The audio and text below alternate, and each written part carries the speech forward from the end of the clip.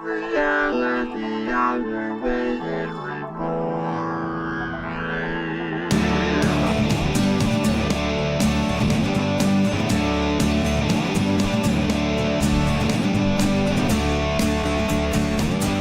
Gets me every time. I was thinking like during that while you're doing that can we isolate only the drums next time and that's it? Yeah.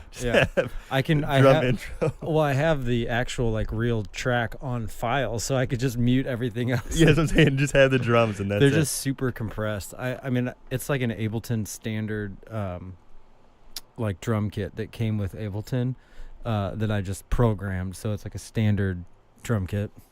Okay. Do you use like a MIDI for it?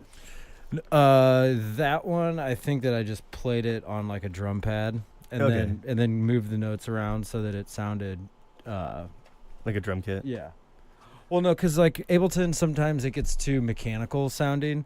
If you have like if you don't kind of move the kick drums and the snares around, it's too machiney sounding. But if you like move them around a little bit, it kind of creates this natural pocket like that. Because a real drummer, when you're playing the real drums, you're not perfectly on the 1 2 3 4, right? There's a little bit of slop. It's called the pocket. Sitting back on a beat or laying forward on a beat creates a better groove. So I usually either, if I do it with a drum pad, I'll move them around so that they're closer to the 1s and 2s, or if I do it machine wise, I'll move them around so they're not, so it doesn't sound as robotic. Okay. I remember like messing around with Fruity Loops a long time ago. Oh yeah. Like the addition of 6. I don't know what they're on now. But like with the drums that you can do on there, you can change the key of them. Oh yeah. So I would just have like a snare just going at like A, then D, and then just like changing. It's just it's changing the pitch. Yeah, it just sounded really weird like as the song like progressed. I tune my samples sometimes. I use drum samples and I'll tune mostly kicks, not necessarily snares. That doesn't matter as much, but kicks. To get the kick to gel well with like the sub bass or the regular bass, I'll tune them a little bit just so it sounds more cohesive. And sometimes I can hear, like the resonance of a kick drum. If it resonates and it's a note, it'll kind of reverberate and mash in with the rest of the instruments going on. So if it's not in tune, it fucking kills my ears. Okay. Just because it's annoying. I don't like things to not be in tune. You should have like where the bass is like a whole step up, and then like the drums are like 2 whole steps up, like from the guitar, and then it's like this, and just make it weird as can be, and see how that sounds. I've messed with that before. It's probably just a mess. Yeah. I mean, you can do it, but you can do certain things to make it sound cool. But I know Pink Floyd wanted to make I don't remember what record it was, but they wanted to make it where they're just using like rubber bands and pencils and stuff to make the beats, and I think David Gilmour was like, man, this album's gonna take us 50 years to make if we're just trying to recreate a guitar sound with a rubber band. Back in the 60s. Yeah. They make what are they called? Soapbox things, soapbox guitars, I guess. I see cigar box ones too. Yeah. Those are pretty cool actually, but soapbox are maybe wash tub things. They make it's like a broom handle, and it goes down into this wash tub, like a metal wash tub, and then they put a band on it, like a rubber band or something like that, and snap it. It's ghetto. And that's a Missouri thing? Yeah, it's a Missouri thing. Probably. No, it's a Southern thing, I think. I don't know. But yeah, there's a lot of makeshift instruments that I've seen. There's this dude, there's this band called Split Lip Rayfield. I think they're out of Kansas. They're a bluegrass band. But that guy, their bass player, he built his own bass. It's a gas reservoir from a car or from a truck. And he put a neck on it and put strings on it and stuff. And he plays that. It's pretty badass. Is it like a stand-up bass, or is it like... Yeah. Okay. It's like a stand-up bass. Your traditional bluegrass bass, but it's made out of a gas reservoir. It's pretty sweet. They're a badass band. They're like a metal bluegrass band. They play super fast. The guitarist shreds. The mandolinist shreds. That's pretty cool. I always like seeing bluegrass bands, but I think about when you see a bluegrass band like with a bass, like that's the biggest instrument, because like generally they don't have drummers. Right. They'll just have like they're all just standing in line, but they'll just have this giant fucking bass that you have to just like tour around with, and it's always just banged up. Yeah. Well, and they play to get the kick and the snare. They that percussive element of it, they use when they're slapping it. When they slap down, that's like the one, and when they pop up, that's like the two. So it creates that natural. When you're playing the bass and stuff, I always thought that was pretty cool. I forget where this was, but it was in St. Louis, and my friend and I went to go see like a bluegrass show. It was like maybe 4 bands playing there, and one of them, he was like dressed with baggy clothes. He's a white dude. He had like a redhead, like beard, like red beard. Wasn't big or anything, but he was playing the bass, and what he reminded me of, I don't remember the monkey's name on the Jungle Book. Where you're just like slapping the thing. He looked just like that, because every time like he would hit the bass and everything, his head would hang down and his like tongue would hang out and slap like, and he would grind on the bass and everything. And I was 100% positive that by the end of that night, that bass guitar was gonna be pregnant. Was this band called Old Salt Union? Why is that? Are they local? Yeah. Or like local from the St. Louis area? From Illinois, actually. Okay, Belleville? Belleville, Okay, yeah. yeah. So that guy, his name is Jesse Farrar. Jesse Farrar. He is Jay Farrar's nephew. Jay Farrar was with Jeff Tweedy and Uncle Tupelo. And Jeff Tweedy left and started Wilco. And then Jay Farrar went and started I can't remember this band name. Another famous, not as famous as Wilco. But yeah, Jesse Farrar is his nephew, Old Salt Union. They're great guys. They're a really good band. I played a couple shows with them. Yeah, they were the I guess headliner of that. Yeah. Like they're like the final show of like the 4 or 5 bluegrass bands that came in. Yeah, they're really good. They've been through like 2 guitarists, but they're a phenomenal. I think the guitarist, did he have like a giant mustache? At the time, maybe they have like a fiddle player, mandolin player, banjo player. Yeah, it was it was one of the bigger ones that was playing there. Yeah. Oh, Sonvolt. Jay Farrar went to start Sonvolt. Okay. So Jeff Tweedy and Jay Farrar were in Uncle Tupelo. They disbanded. Jay Farrar started Sonvolt. Jeff Tweedy started Wilco. But I always like seeing like just local bands that have a certain look. They completely just shock you. Like is he like known for like grinding on his bass or something? He just gets down. He loves the music. Yeah, just feels it. Yeah. They're really good. They do a lot of shows with my these couple of my other buddies called the Mighty Pines. They're a bluegrass band based out of St. Louis as well, and they're also really good. Yeah, I had no idea that St. Louis had a lot of bluegrass bands. It's a pretty big bluegrass scene. They at like Old Rock House, and I'm sure that's where you saw them, and other places. There's a lot of big bluegrass stuff that goes on there. There's a lot of bluegrass that goes on here in Kansas City too. Really? Yeah.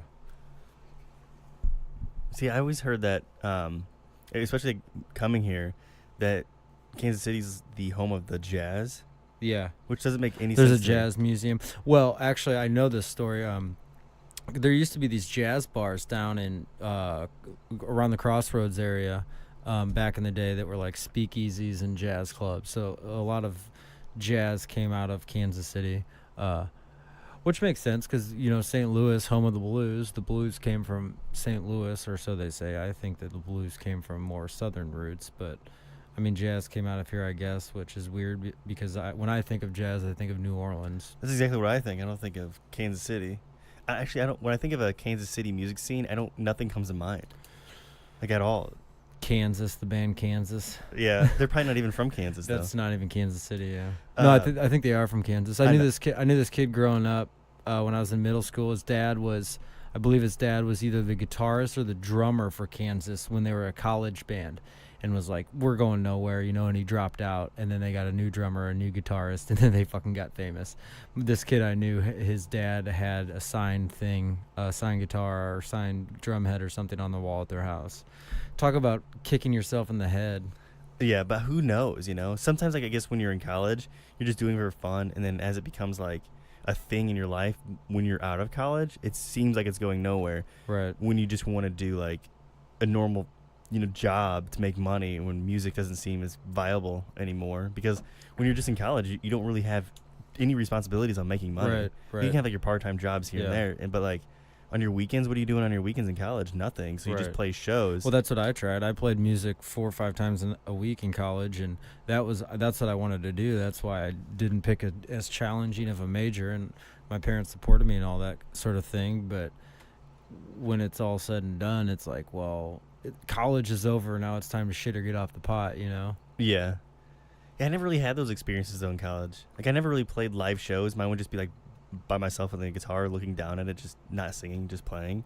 So I always wanted to play in a open band. mic nights.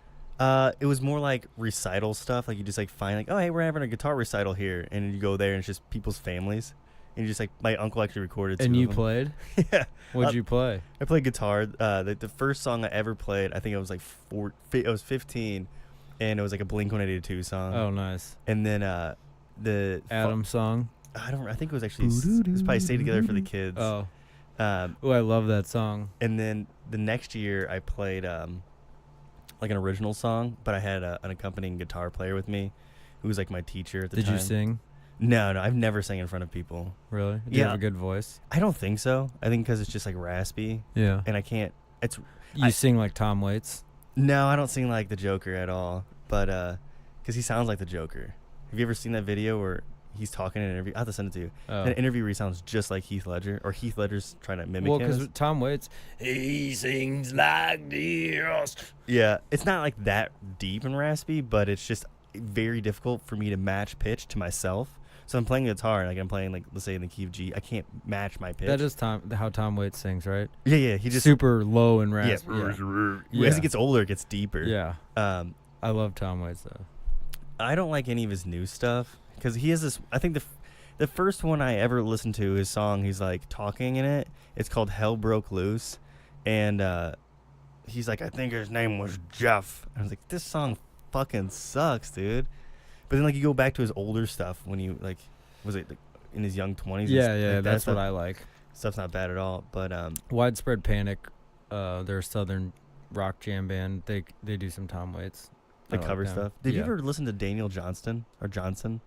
He's like this dude with like something wrong with his head, and he is like poetry, but he doesn't know his singing is just atrocious. But like the stuff he comes up with is Kind of like unique. Bob Dylan. Think of like Bob Dylan if his younger brother had some sort of like brain issue. Like that's him. But musicians cover his stuff constantly. Really? Yeah, and his stuff's actually really good. He has his comic book called Space Ducks, and I had to buy it. And it's just like these ducks that fly around. They're like humanoid ducks, Ooh, and they that sounds cool. if I want to go back home, I'll get it for you. But they're like all naked and having like massive space duck orgies, and Whoa. but the drawings look like something a kid drew. If you ever watch any new, because I think he was on the Tiny Desks and NPR. Yeah, I love those concerts. You'll see his comic book in the background. Oh, really? Yeah, it's just hanging out in the background. Space Any Ducks. of them or just his? He only has that one in the And Space what's his Ducks. name? His name's Daniel Johnson or Johnston. I can't remember offhand. Yeah, I love those Tiny Dust concerts. My newest favorite is Dave Matthews. Oh, I saw that. It was on a suggested one. Yeah, because he's weird and he's goofy and he's like funny when he sings and stuff. And I think his song selection was good. That one's good. Justin Townes Earls is good. Justin Townes Earl is Steve Earl's son. Okay. My favorite one's the Reggie Watts. Oh, that one's good too. The very last song. Yeah. I wish I could just figure out a way how to make that into like a downloadable thing to Yeah. listen to it. Because I love Reggie Watts and all Yeah. that. It's just great. Yeah. Anderson .Paak is really good too because he's playing the drums. There's a lot of good. I've discovered a lot of artists on there that I've never heard of. I just found them through cruising through Tiny Desk. But there's also a lot of bad ones. Yeah, I would say it's overwhelmingly with bad ones. Yeah. The Cranberries one's really good. I haven't seen that one. I heard she died. She did, the lead singer of the Cranberries. Yeah. Yeah. I was- Zombie finally got her. Yeah, I was bummed out, dude, when I heard that. It's like, oh man, it's like Yeah. a staple of my childhood, that song. Yeah. Except for Linger. Because when I was younger, my sister told me that the song Linger was about a fart. It is.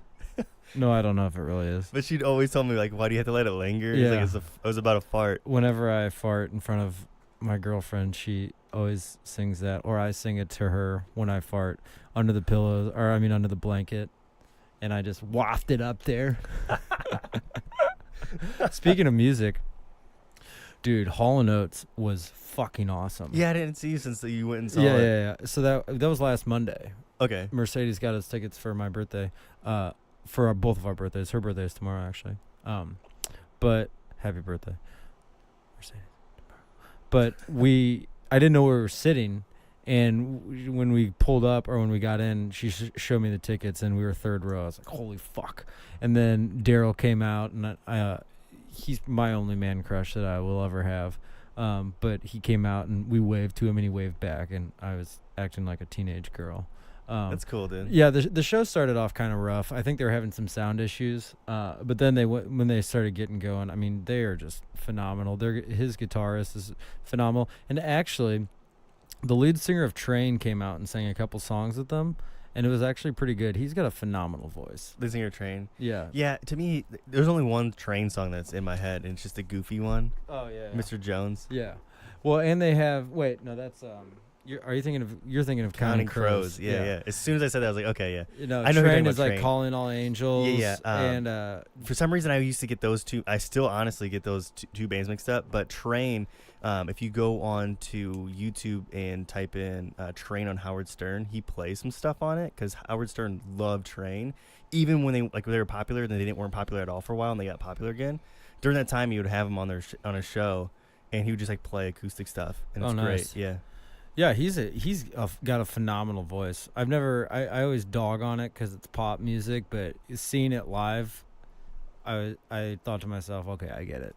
Yeah. You know, I mean, if I found myself producing pop music, I'd be A-okay with it because I love music to the core, and I don't, as long as I'm producing music or making music, I really don't care what kind it is, as long as it has some sentiment to me, or if, you know, I mean, that song I played last week, it's kind of poppy, Chainsmokers-y, you know, kind of. I didn't really mean for it to be Chainsmokers-y. It just kind of came out that way. Yeah, I always grew up, I guess not always grew up because I only grew up one time, but I grew up with pop being like the worst fucking music genre. Yeah. You know, like, oh, you can't like pop at all. But And now it's nostalgic. Yeah, exactly. Third Eye Blind, all that kind of shit, it's all nostalgic now, so. That's how like The Used and like those bands Dude, are to me now. I don't really care for love them. getting down to some Taking Back Sunday on Really? road trips. Dude, I love screaming Taking Back Sunday, or even The Used, or what was that band that's like swing, swing from the Oh, I don't know. But I know what you're talking about. Yeah. It's Just that like, whole era of music. yeah, like Thursday and Yeah. Thrice. Oh, and all dude, that. I love those. I love that shit. Because like that's what like I was growing up on Yeah, at the yeah, time. yeah, yeah. But at the time, like when I was Lost listening to music, Prophets, Story Oh, of yeah. the Year. Story of the Year is from St. Louis. Yeah, they went to the same high school my dad went to. Really? Not the same time. I actually knew like his cousin or something, and I knew some people that were friends of theirs, opening band or something, that said that they were all just humongous assholes. Really? Yeah. They're all full of themselves. Obviously, I probably would be too, honestly, if I went to Francis Al North and was from St. Charles, and then I freaking became famous on one song. And I mean, they're all phenomenal musicians, you know. Yeah, they only did have that one song. They had a few. They had Sidewalks running away from. I didn't listen to this stuff back yeah, then. It was yeah. like I listen to it now because it's like Yeah. the bands I was listening to back then. Like I guess at those times, definitely was Cody and Cambria because like still to this day, like What's his name? Claudio Sanchez. Claudio Sanchez. Yeah, I have this piece. Dude, when that song came out on like when that music video came out, that first big song they had. Yeah, Welcome Home. Yeah, I was like, whoa, the pipes on this dude. I have this piece of memorabilia that says "End of the Line" for Claudio and Chandra. That's his wife. And they signed it for me because I was the very last, and I get to hold the sign. And so You're so fucking emo, dude. and then I got him to, because he does comic books too. Oh, really? Yeah. So I was like, hey, sign all my comic books. And then since I was the only person, like nobody else was like lined up, I just like, chatted with him for a while. Oh, that's cool. This was back in 2015. Was he cool though? Super cool, dude. Wait, that was this recent? Yeah, 2015. Wow. Yeah, dude, I still love the band. They have like a new album coming out. I already pre-ordered it and everything. I don't know about all that. Dude, because it's like reminds me of, I don't know, like it's just If Great it's stuff good, today. it's good. But I will always listen to them. I would buy a new Taking Back Sunday album. See, it's like that. Like whatever you enjoyed as a kid, you Brand new. probably will I'm that actually that's how I am with Brand New. When Brand New came out, the new album, I pre-ordered that. I have all their stuff. I love Brand New. Yeah, so like that's what you liked then, Yeah. you know. So like you just. Well, carried here's the over thing now. though, is I liked Brand New back then a little bit. Not a little bit. I mean, I saw them. I really liked them, but I wasn't full-fledged like them until like 2 years ago when I heard a song. I was like, oh man, and then I re-dove into them and was like, man, I wish I would have liked them more back then. I mean, I saw them, but it was like one of those things that you didn't really know what you were seeing when you saw it. Yeah. You're just kind of there for like the scene, and it's what people were doing when I was younger. Yeah, that's kind of how it is with me with Circus Survive. Ugh. Like I saw Circus Survive, I don't know, back in like 2012, and I was like, I don't really like this band at all. I'm pretty sure I hung out with their guitarist or someone from that band one night when I was drunk when they were playing in St. Louis. I had Really? friends who were really good friends with them, and they brought them around. And Yeah, that's pretty actually, I never really listened to them that much. What I have heard from them, I didn't mind. But what was really cool, I think they played St. Louis a year or two ago, and some girl was getting harassed in the crowd, and the guitarist fucking called this dude out and like got him kicked out and all That's this pretty shit. cool. I was like, damn, that's a good thing for not turning a blind eye. Kudos to you for being, a rock star, but also, being a real person. Yeah, their new album I really enjoyed. It came out last year. Aren't they from around St. Louis? I have no idea where Circus Survive. I just don't know how my friends know them. Probably could have crashed like when they first started touring. Yeah, maybe. But I think their newest album is actually their best one. Yeah, Like, I'm too happy nowadays to listen to that shit. See, I have this. That's how it is with Nirvana for me. Like I can listen to Nirvana every once in a while. Like it's like 2 songs in a row, that's perfectly okay.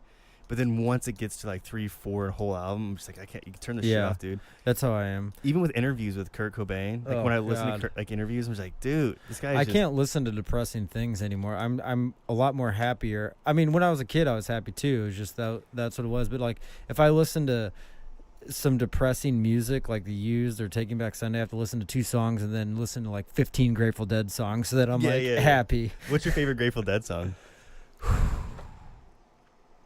I think most meaningful favorite Grateful Dead song is the song "Built to Last." Okay. It's kind of it's been kind of my anthem through life. Just whenever I get to like a down, not necessarily depressing stage, but a down time, I listen to the song "Built to Last" because it's kind of an anthemic, uplifting song.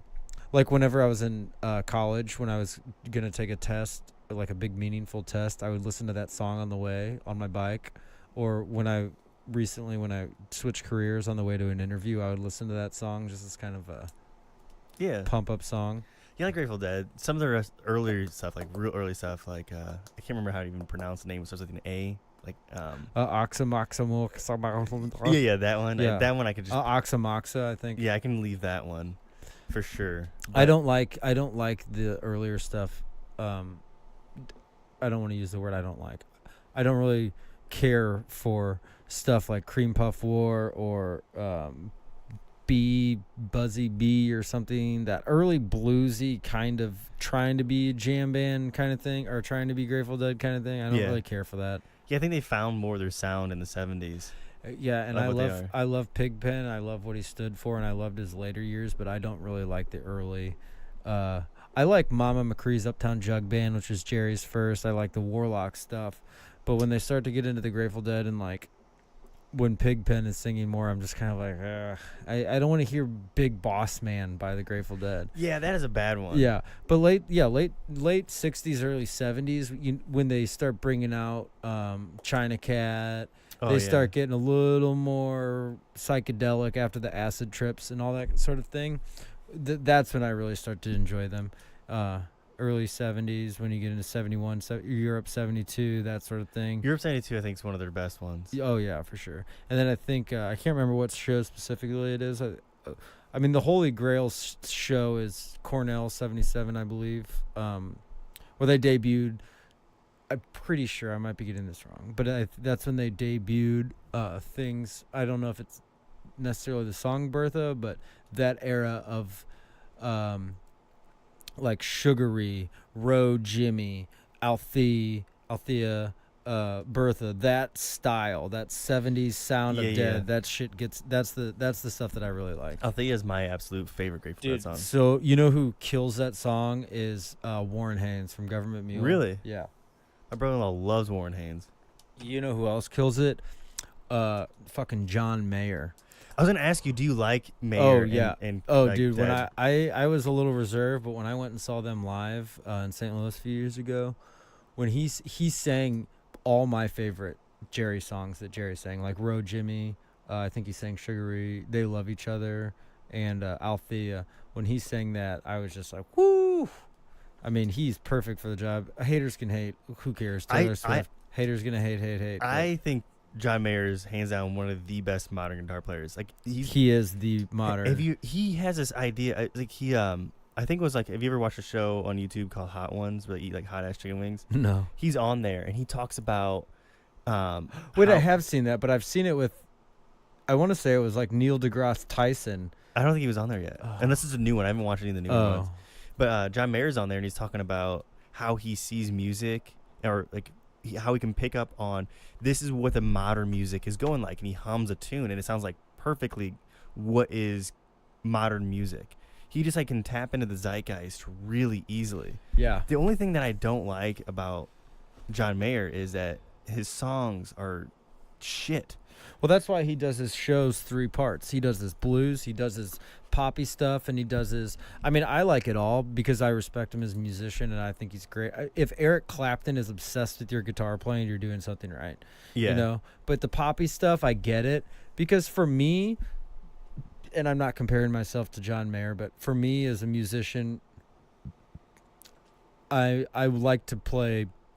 I like to record blues. I like to do electronic music. Sometimes I like to play more poppy or country or stuff. And I think that for him to be able to do that and to get it to the out to the public in the way he does on all those fronts is phenomenal. What other artists do you know that can write #1 pop hit, #1 blues hit, and also kind of like an in-between of them, you know, not necessarily pop, not necessarily blues, but like more rocky, something like more of like Waiting on the World to Change, or he, you know, Vultures I think is a phenomenal song.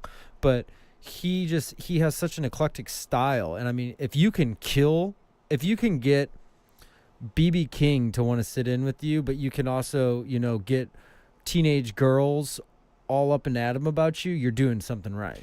Yeah, that's like when I remember they're now Grateful Dead announced that they're gonna bring him on for like some shows and stuff. I was like, that is perfect. Yeah, because he can just sit there and just jam like crazy. Well, and I think it's good to bring the Grateful Dead to people who like weren't aware of it. You know? Yeah, because they haven't really. I got it from just somebody else really liked listening to him. It's like, oh yeah, just make me a CD, and so I started listening to him. Like, oh, this is because I always thought Grateful Dead, because I never really listened to him, was a heavy metal band. Oh, really? Yeah, I had no idea what they were, and then it completely shocked me of what they are. I'm like, this stuff's great. To me, like when I listen to Grateful Dead, it's just, I don't know how they pulled it out. You know, just out of like the ether of musical ideas, where it just sounded flawless, like without even any effort. I think that it was all based on love. I mean, they all met in a very organic way.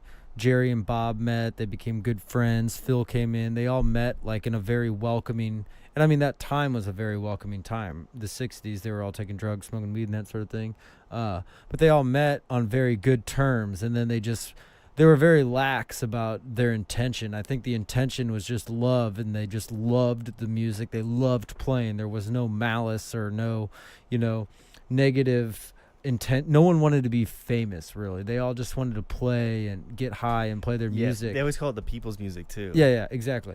And so then they worked together, you know, they played music, then they all moved in together. They all moved into that Haight-Ashbury house and had all this stuff happen, and they all just became this thing, and it was happy. And I think that I don't want to attribute it all to Jerry Garcia, but I mean, obviously he was the leader and stuff, but he was just such a happy-go-lucky free spirit, and he kind of brought that to all of them, and everyone just felt, you know, in the early days, obviously there were some things later on that got a little more tricky and a little more hairy and that sort of thing, but I think that when your bass of whatever you're trying to do. If you want to create a movie, a TV show, a song, a comic, a piece of art, if the base of if the foundation of whatever it is that you're trying to do is based on love and real positive intention or even negative intention, but if it's based on a pure intention, then the outcome will be good in whatever quantitative factor you can measure it in. So I think that their basis was based on the most purest of love and happiness and stuff. Yeah. And just spreading that love and manifesting it into other people. And I mean, they saw immediate results. They played their shows and people were getting naked, dancing, tripping on acid, having the times of their lives. So they were just constantly positively reinforced.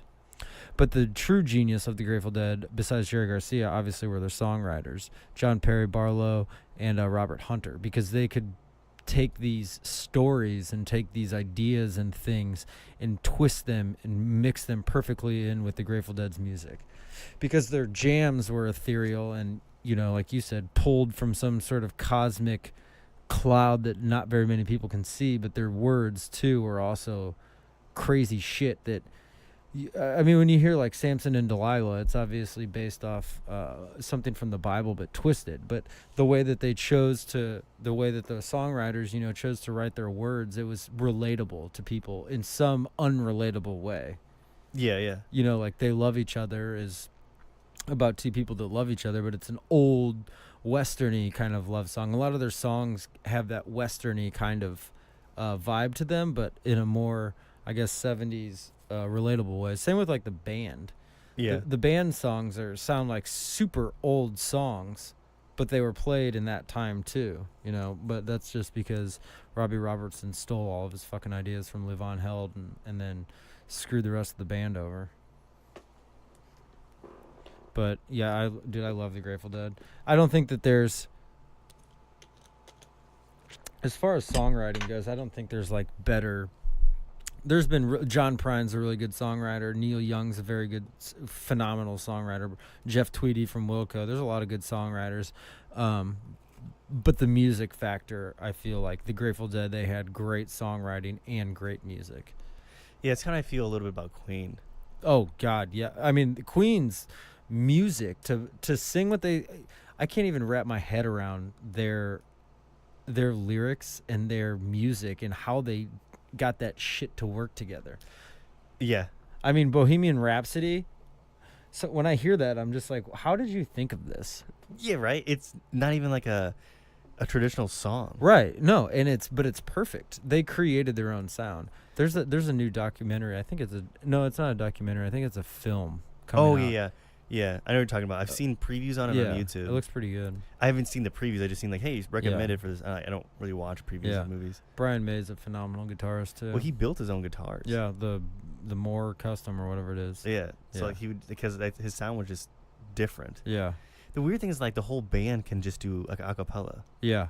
And they're all really good at it. Yeah, which is like, well, if you've got Freddie Mercury and he's got a phenomenal voice and he's showing the rest of the band, you know. But see, the thing is, back then the times weren't as complex as times are now. So they were a band at the perfect age where they didn't have much to worry about. So sitting around for 8 hours to nail, you know, 4 words on a harmony, that seems attainable. Whereas now, 4 hours, I don't have 4 hours, you know? Yeah, I think... Unless you're already in the music thing, then you can have the time for it. Yeah, once you're already established. Or unless your parents are loaded. Yeah, because like you're just wasting money. Right. I mean, we talk about it all the time. We circle back to this constantly. It's a constant theme in this podcast. It's working the 9 to 5, you know? Yeah. Our most creative times are when you wake up and all the juices, serotonin, whatever, you're coming down off your dreams are pumping through your brain. So that's the same kind of juices that you use for your creative process. Yeah, I'm reading this book about like how your mind perceives time, and part of it's talking about your circadian rhythm. Circadian rhythm. Where you might be more creative at night compared to in the morning time. Right. So, well, that's just like night owls versus. I don't understand how people can be a night owl. I used to be. I've never been a night owl, dude. A year ago, I would if I woke up in the afternoon and didn't have to work till night, work the night shift and get off, and I knew I didn't have to be at work the next morning, I would wait for Mercedes to go to bed, and I would come in here at 1:30 and work on music till 3, and it would just stuff would just flow out of me, ideas. The only thing that comes out of me when I'm creatively, I guess, is during the time frame of midnight to 3 o'clock. Is that filter that's in your head that tells you don't say this, don't do this, that kind of just goes away. And then I can just talk 100% freely without questioning what I'm saying or overanalyze. If I say this, how this person take it that way. I just kind of just word bomb it. Your reflection stage of your day. Gone. Yeah. Which is a little weird for me because the next morning I don't really feel anxious or anything. Sometimes I would when I was younger, but now I'm just fuck it, whatever. But the creativity peak for me is roughly 9 a.m. to about 2 p.m. That is when I can just lock in and time just ceases to exist. And then right around 3 o'clock to 4 o'clock is this weird push that I just I'll just go wander around for a while and just not do anything. The streets or the Roach Motel? Basically the Roach Motel. I'll just wander around in the living room for a little bit. You can live in here. Yeah.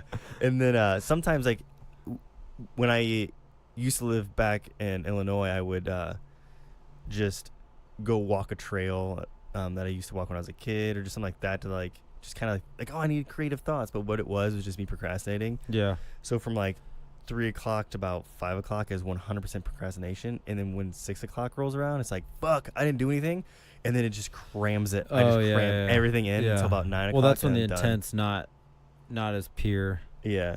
What I would enjoy is just where I can, work on whatever I'm doing at the time to make money, web development, whatever, and then at my leisure stop that, move to my creative thing. Because I'm not creative all the time. I don't feel creative all the time. And I know that some people say, well, even when you're not feeling creative, you have to work at it because it sparks it. I get that. It's happened for me a lot. But there's some times where I just want to, clean my fucking house or do something else, do some other project. But creativeness always comes out of those tasks. But I would like to have the freedom to be, oh, I'm going to work on this website. Oh, I'm going to go build a giant, replica of the Trojan horse in my backyard. Oh, wait, I'm listening to this song now. When I cut my grass, I'll listen to music and I'll spark inspiration from that. But having the freedom and the ability for when creativeness does strike into your brain to just go be able to do it. Yeah, that's kind of why I decided to quit the 9 to 5 and just do part-time. Yeah. Because I'm not creative generally during the times that I'm working anyways. Well, I don't really want to do anything creative during that time. I'm more of a morning person, so it allows me to do that. But I like the idea of just when I first started doing it, the beginning of this year, I would get really down on myself for not doing anything for a day. Yeah, I get that. Where I'm just it's fine. Nobody knows who you are. You're on no deadlines or anything like that. So just do whatever you want to do. Right. And I think at the course of the year. Now it's just more just get stuff done type of thing rather than just worry about how good it is. Right. Because you can always just go back and change. Like I said, nobody knows. Nobody's seeing any of this stuff. Well, and also you learn a lot when you're doing, I'll start a song and I'll put some elements in it or whatever and, drums or something. And then I'll get to a synth patch. And I just stumble upon this synth patch, and then from that synth patch, I'm oh shit, this is cool, and it'll spark another idea. Then I'll go from that. Then I'll lose that synth patch, keep the drum patch from the thing that crawled from that, and then eventually from that, I have a song. But that usually happens on Saturdays or Sundays, because Saturdays I have off, Sundays I have off, and Mercedes sleeps in because she pretty much closes every Friday and Saturday. But I'll wake up at 7:30 or whatever because of my circadian rhythm from the week, So I'll come in here and put my headphones on, and that's when I'll make a pot of coffee, drink it out of my newly purchased Daryl Hall and John Oates coffee mug. But I'll drink it out of that, and I'll be super creative. But then, when she wakes up, we eat breakfast and stuff. It's kind of faded away. And then later on in the day, when I come back to revisit it, I have these other ideas. So it's kind of weird how how it all works. But Fridays and Saturdays, or Saturdays and Sundays, I'm definitely more ready to do it because of the because of the 9 to 5 that drains, everything. And yeah, it does. And with the 9 to 5 too, it's like 9 to 5, you get off, you drive home, drivers stress you out. You go to the gym, whatever, you have to look at these idiots taking selfies and all these dumb people, walking around the gym like they got humongous pumped out chests and looking at the mirror every time they walk by, and they have to, get on the machine next to you and do 75 more reps than you. Or it's just this big dick swinging contest in the gym between men and women. It's so obnoxious. Whenever I'm in there, I just look at the wall. Whenever I'm in between you grab like a 10-pound free weight and just dead stare him, like curl it. But it's just it's irritating. But then after that, you go to the grocery store, and then you get stressed out about the grocery store. I forgot, someone gave some sort of speech. I'm recapitulating what someone else said. I forget who it was. Oh, it was a video I sent you, I think, right? Oh, yeah, it was. Yeah. That guy who killed himself. Yeah. And I think we talked about this last week. I'm not trying to repeat, but just saying, like, you do that, and then you get home, and you eat, and then you're just depleted. I think because it takes so much willpower to sit your ass down for 8 hours in the chair, and just, to me, it's what I don't know, like, your level of interest of what you do, but my level of interest of what I did was meaningless. Just like, I would just have these tasks. They're just 100% meaningless, and it would just drain me. Right. And then the reason why I'm highly creative from like 9 to 2 or so, 1, 2, is right around like 11 o'clock or so. That's when things get like rolling. Let's take a short break here. Gonna play a little song while we take a short break.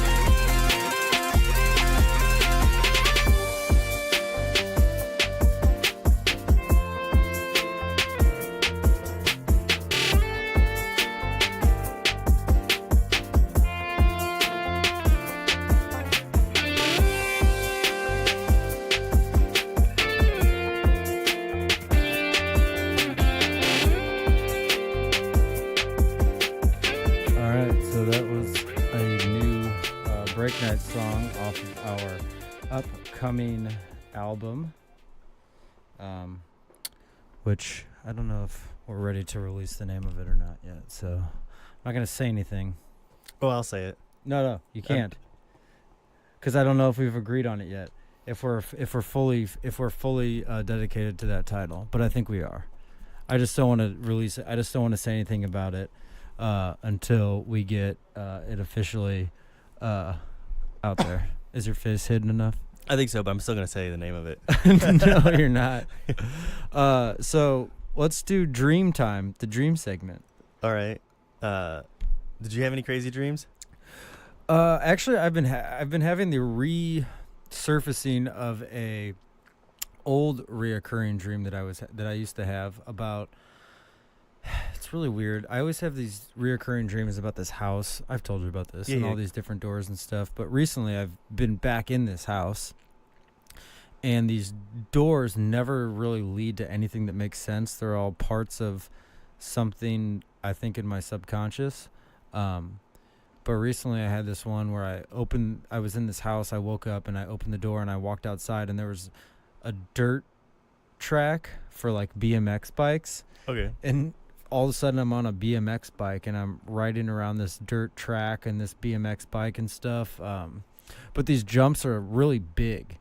And so when I get to like a jump and I hit it, I always make it, but I'm very scared in the middle of the jump. So I'm just wondering if that's like some sort of sign or some sort of symbolism.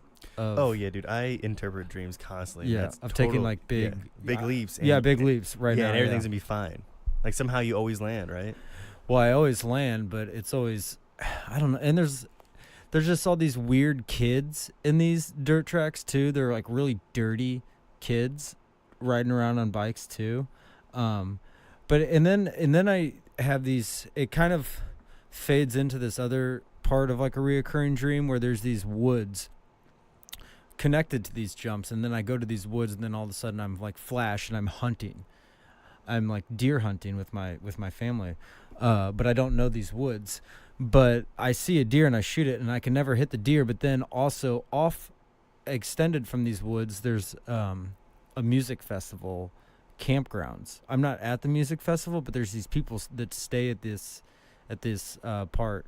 But if you cross this certain line, these people they have like free reign to like kill you or something. I don't know. It's weird. Yeah, I don't know how to explain that one. Yeah, it's weird. And I think they're all split elements. They're obviously all parts of my life. I used to be huge into BMX dirt jumping. I used to build ramps and stuff. I do hunt, and I also go to music festivals. But there's always a negative, scary factor to it in all of these different parts of the dream, but they're all connected. I don't know, it's weird. And they're all in the woods. It always has stuff to do with woods. And like as I'm talking about it right now, I can visualize pretty well all these dreams, which is weird. Yeah, I know that anything with woods is going to be tied into nature. Yeah. To some degree, like getting back to nature. Right. There's like a saying where it goes like, you're too focused on the trees to know that you're hey, in the Nis forest. is watching. Oh, really? Yeah. Awesome. But if you're too focused on any of the trees, you won't actually see the forest for what it is. Yeah. Like maybe that could be part of the symbolism. But see, I don't even know that. I don't even pay attention to the trees. I only pay attention to the whole thing. Yeah. Okay. It's usually the deer that are in it are like, it's a white deer. It's a glowing white deer, and it's always right when the sun's about to come up. It's still kind of dark. I know white is a sign of purity. Really? So I'm trying to kill purity.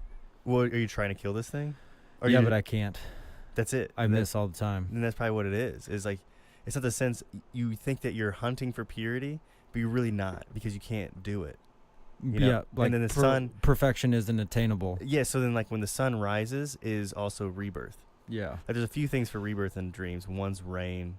Some people can look at rain as like melancholy, but it's actually washing away. So I'm trying to be pure, but I'm always falling short, because realistically it's an unattainable thing to be 100% pure. Or the idea of you being pure isn't something that you can actually capture because it's not the right pure. Right. So then when you finally have this realization, like, oh shit, I actually can't kill this thing for whatever reason, the sun comes up and you like spring anew. Yeah. That type of thing. Yeah. But then when it's weird, because in my dreams, in a lot of these reoccurring dreams, it's dark. When it's dark out, there's a sense of anxiety and I'm scared because there's these people that are in this music festival campsite and they're trying to kill people and eat people and I can't shoot this deer and I'm scared and all this. But then when the light comes up, there's always this sense of everyone was just acting. The people in the campgrounds that were trying to kill people, they're just like, oh, we're just joking. And there's like always this, and it's been a reoccurring dream since I was a kid. I had this dream one time. I specifically remember I was spending the night at my grandma's house, and I had this dream where me and like family members and friends, we were in this tunnel.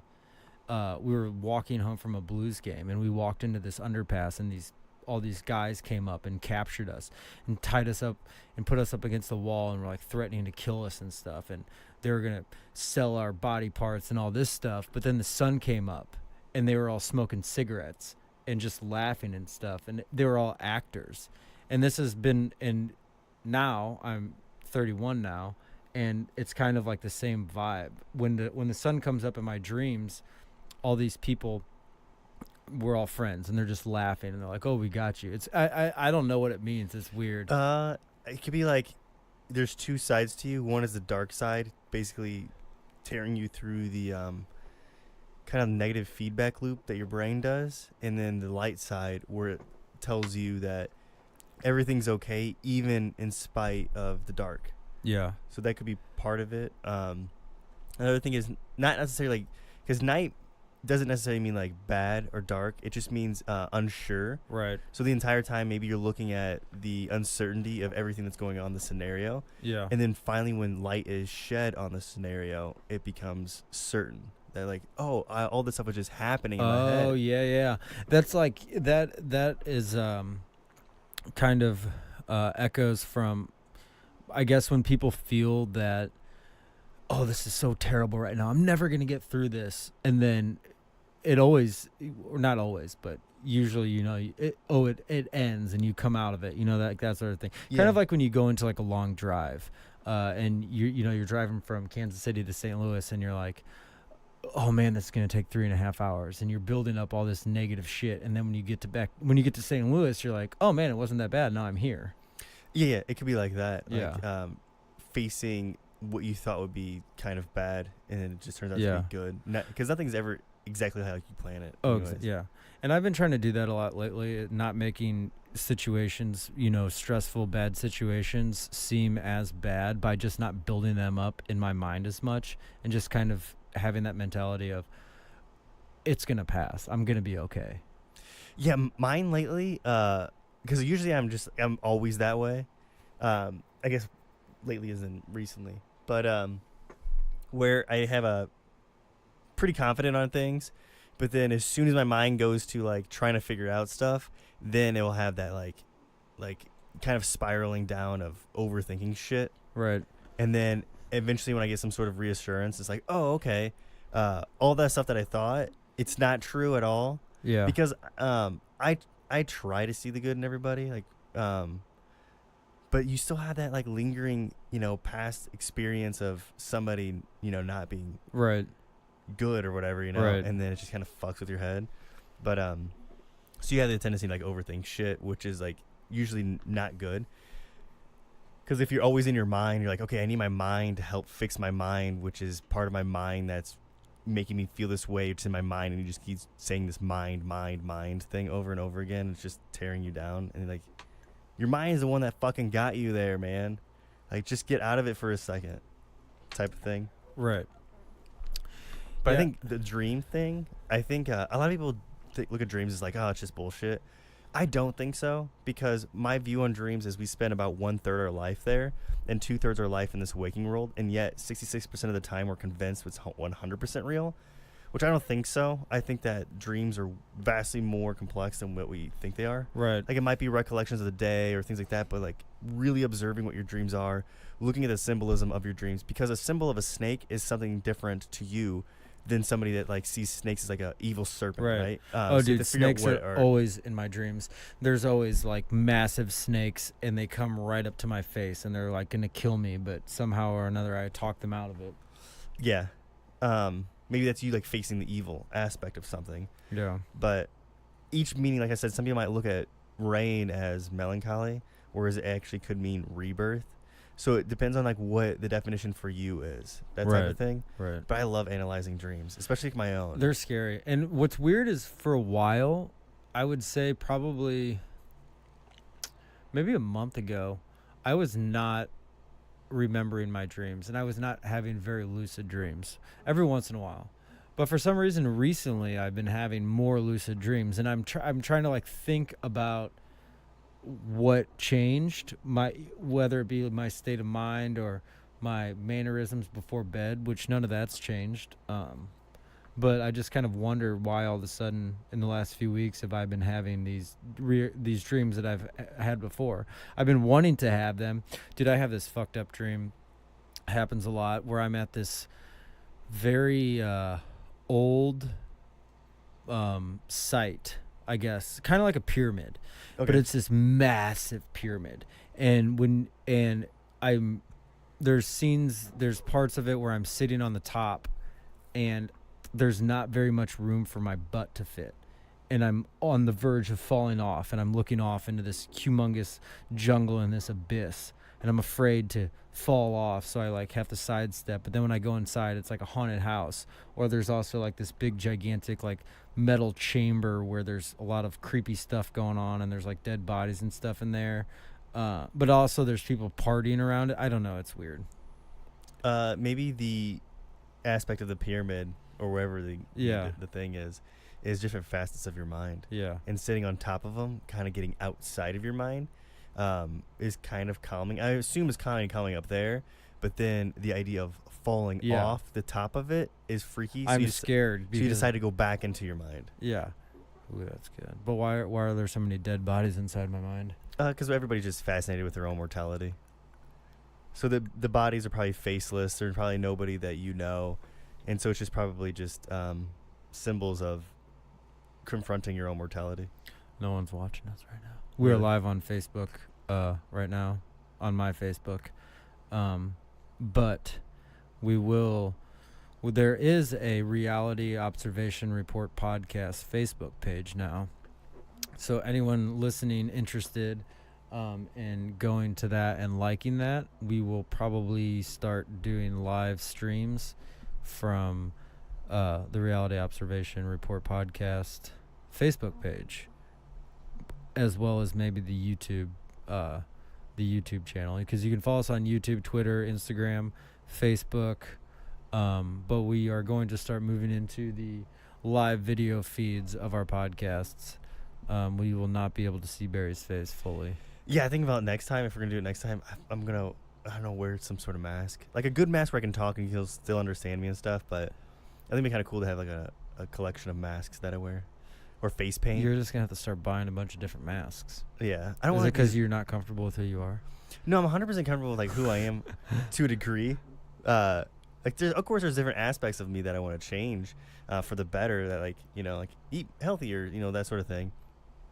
But I have this like weird fucking paranoia that like, that's him, we got him on, you know, like, and they just come get me.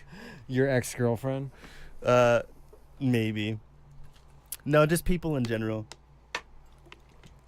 Like, not really like, because she'll probably have no fucking idea where I'm at.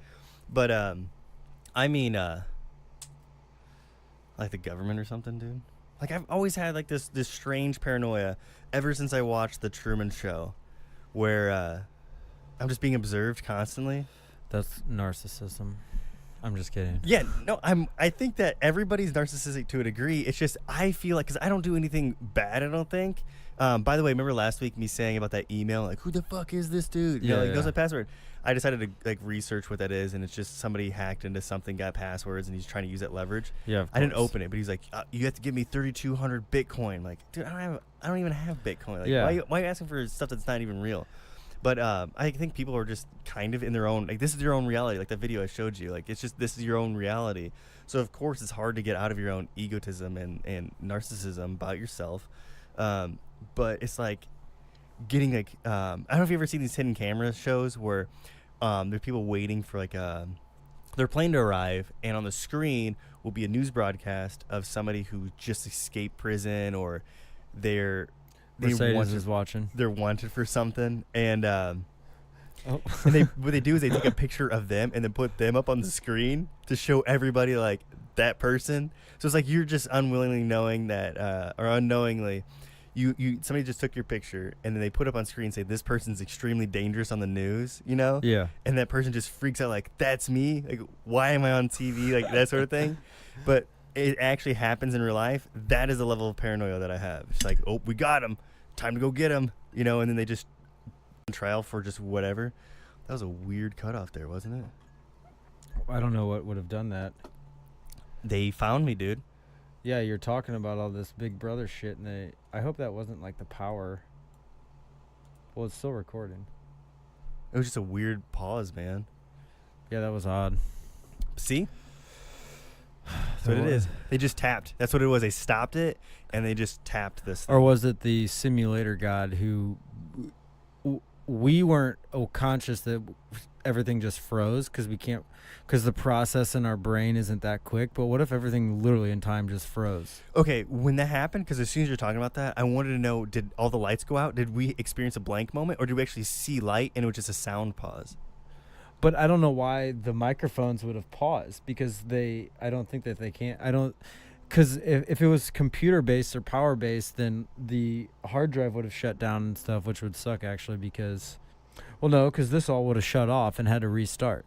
So I'm saying, like, maybe what we did is we were consciously aware of a pause moment that happened. Because maybe there's a tons of pauses that are happening in the simulation, right? Just you and I somehow overrode and we experienced that one, like, what was it, like 500 milliseconds or something? Yeah. Of a pause, and then it comes back on. We both experienced Maybe it was just because, so this runs off phantom power, so it's like 48 volts, so maybe something jumped into the 48 volt.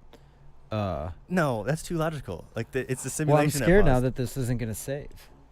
Because, like, whole, the podcast? Yeah. Well, it should, though, because, I mean, it's still early. It's still going. We could always just record another one. No, I think it's still going. I think Just we're like good. I think it was just a weird glitch in the matrix. Yeah, that's what it always is. So I was reading this article today about this time traveler guy, apparent time traveler guy that's from the year like 2062 or some shit like that. Okay. He says he went back and saw dinosaurs, and dinosaurs are actually not scales. Dinosaurs did not have scales. Dinosaurs actually had feathers. So dinosaurs were actually feathers. The time traveler also said that within 10 years, time travel will be available to us. The only reason it's not right now is because they're still testing it and they're afraid of it. But there's going to be corporations that control paradoxes, which is a cool concept to think about. Because, like, think about it. When you time travel, if you say, I want to go back to this date, and it involved you, and you see yourself, it's going to create a paradox. Like in Back to the Future. I hate using Back to the Future for paradoxes. Well, I know, but there's better examples. I just can't think of any of them. The grandfather one. Yeah. But so this guy, this time traveler, apparently said that there's companies that control paradoxes, so they prevent paradoxes from happening. Dude, this literally is a comic book. It is called what's it called? It's got a giant puzzle piece, and they kind of like not really filter the time stream, but make sure weird shit doesn't really get known. Man, I can't remember the name of it is. Planetary. I just read it over like Christmas time. It's called Planetary, and the whole idea is when you create a time machine, as soon as you flick it on, all these different people will come in, because that's as soon as the time machine came on. But I think it's known that dinosaurs didn't have scales. Like, we didn't need a time machine. No, I don't think they're sure about that. I think that based on, they made that assumption based on lizards and that sort of thing today. They're not lizards though. They're birds. Well, right, exactly. But I think that so this time traveler said that. Is it just like an average dude? Like, what is he? Yeah, I don't know. I didn't watch the video. But he says that in 10 years we will be aware of time travel. How would they know what a paradox is? Because if you go back in time, right, to create a paradox, they've probably seen it. I guarantee. They're talking about the fifth dimension, then understanding the fifth dimension. Well, yeah, but okay. So think about this: if there's time travel already available in our distant future, and we're doing it, we're already coming through what has already happened in time and fixing all those paradoxes. We have the power to do that, and we're we're fixing all those paradoxes right now. You know what I mean? Yeah, but how do you know that that's a paradox? You know what I'm saying? They probably have monitoring software in the future. Okay, then they would have to. Here's the thing with understanding paradoxes, is if you have one time stream, right? You have this thing because you're either one of two things. You're a presentist, which means now only exist 5 minutes ago and 5 minutes in the future. They don't exist. Or you believe in internalism, which is all past, all future, all present exists at the same time. Like you being 5 years old still exists. It's just you're not experiencing it right now. And you 80 years old exists. Right. Okay. So what I'm saying is if you have all of eternalism, right? That means everything's already kind of written to a certain degree, that if you go back and do something, you're already going back to do it because you were supposed to do it. Like this dude observing dinosaurs, right? I'm pretty sure there'd probably be like a carbon footprint of him stepping, and then like, oh, look at this. It's, 365 million years ago. That sort of thing. They would see his footprint. But he was supposed to be doing that type of thing. But if they're going back to see, okay, this is when the timeline got fucked up, that means they're seeing every possible reality that ever possibly could have ever happened. Yeah. So that means they're monitoring all possible realities. But then, which one is the real reality then that they're supposed to be? Well, maybe they have some sort of crazy software that detects all the paradoxes that have ever happened. But what is constituted as a paradox? Because if you go back to kill your grandfather, right, then that means you aren't born. That means you can't go back in time to kill your grandfather. Well, that's probably why there's companies that control these paradoxes, the paradox police, because they don't allow that to happen. They find out what your intent is, and they probably monitor it, like in Minority Report. I know the pre-crime thing. If you go back to create a paradox, within itself can't create a paradox. I'll use the Back to the Future example. Biff gets that book, right? And Biff goes back in time to the 1950s to show him, like his 30 year younger himself, this book to make money, right? So he gives him this book, and then Biff gets in the time machine to go back to the future where he is, and somehow the future is not changed at all, which allows Marty and Doc to get back in the time machine. That wouldn't happen. So here's how the paradox would correct itself. Biff gets that book to go back to the 50s to give to him, right? And then young Biff has that book. Well, then Biff's life in 30 years is different, where he doesn't acquire that book. So he couldn't go back in 30 years to go back to give him the book, so that whole timeline would just cease to exist. Yeah. Because he's not following. But if you believe in the multiple dimensions, like the fifth dimension where you can see all possible realities, you're actually not going to the normal timeline. You're just jumping to a different reality. Yeah. And then you're jumping back to your reality where it's unchanged. Yeah. That'd be the only way. But I think that it would be possible in the future to have some sort of way of monitoring that, because obviously if we master time travel, then we're gonna know about dimensions, right? Because you can't just go backwards in this dimension. You're gonna have to jump from one to the other densities. You're gonna have, if it's density driven, then you're gonna have to go into the next density or go into the previous density. So I feel like we'll know enough about that sort of thing, and to know whether or not time is just one line that you can jump back on, or if it's multiple avenues. And if we do figure out that it's multiple different timelines or multiple different realities, then we'll be able to, when you know about it, then you can measure it, you can do things about it. Yeah, see, I think if that is the case on the multiple ones, that is fine, but ours will never be changed. Because you're just changing a different one, which actually isn't changing. You're just doing what it was supposed to be doing. I see what you're saying. Yeah, so say you have timeline A and timeline B, right? You're from timeline A to go correct something in timeline B, which you think is still timeline A, right? But you're actually in timeline B doing what you're supposed to be doing in timeline B, and then you return to timeline A. So you're actually not doing anything. Well, what if when you time travel, though, you're actually not physically visible to that timeline because you're some sort of entity from the future one, so you're technically in a different dimension or a different density, but you're just going back to view it. It's like DVR. You're not watching it in live time, you're watching it from a previous standpoint. So technically it's like a voyeur almost. Like maybe when you time travel, you can't control anything. You can maybe talk or something, I don't know. That would not hold true to this time traveler guy, because then he wouldn't be able to tell us about all this, right? But maybe he could still be able to tell us about it. Okay, but so him going back and forth through time doesn't change anything. Yeah. If he's just doing what he's supposed to be Well, and doing. how is he going to get back from here to there? Because if the technology that got him here isn't here, how does he get back? So when you time travel, wherever you go back to, is that where you land? Because what if the technology is not there to get unless you bring it with you? Or yeah, so say if you're in, let's say we built a time machine, right?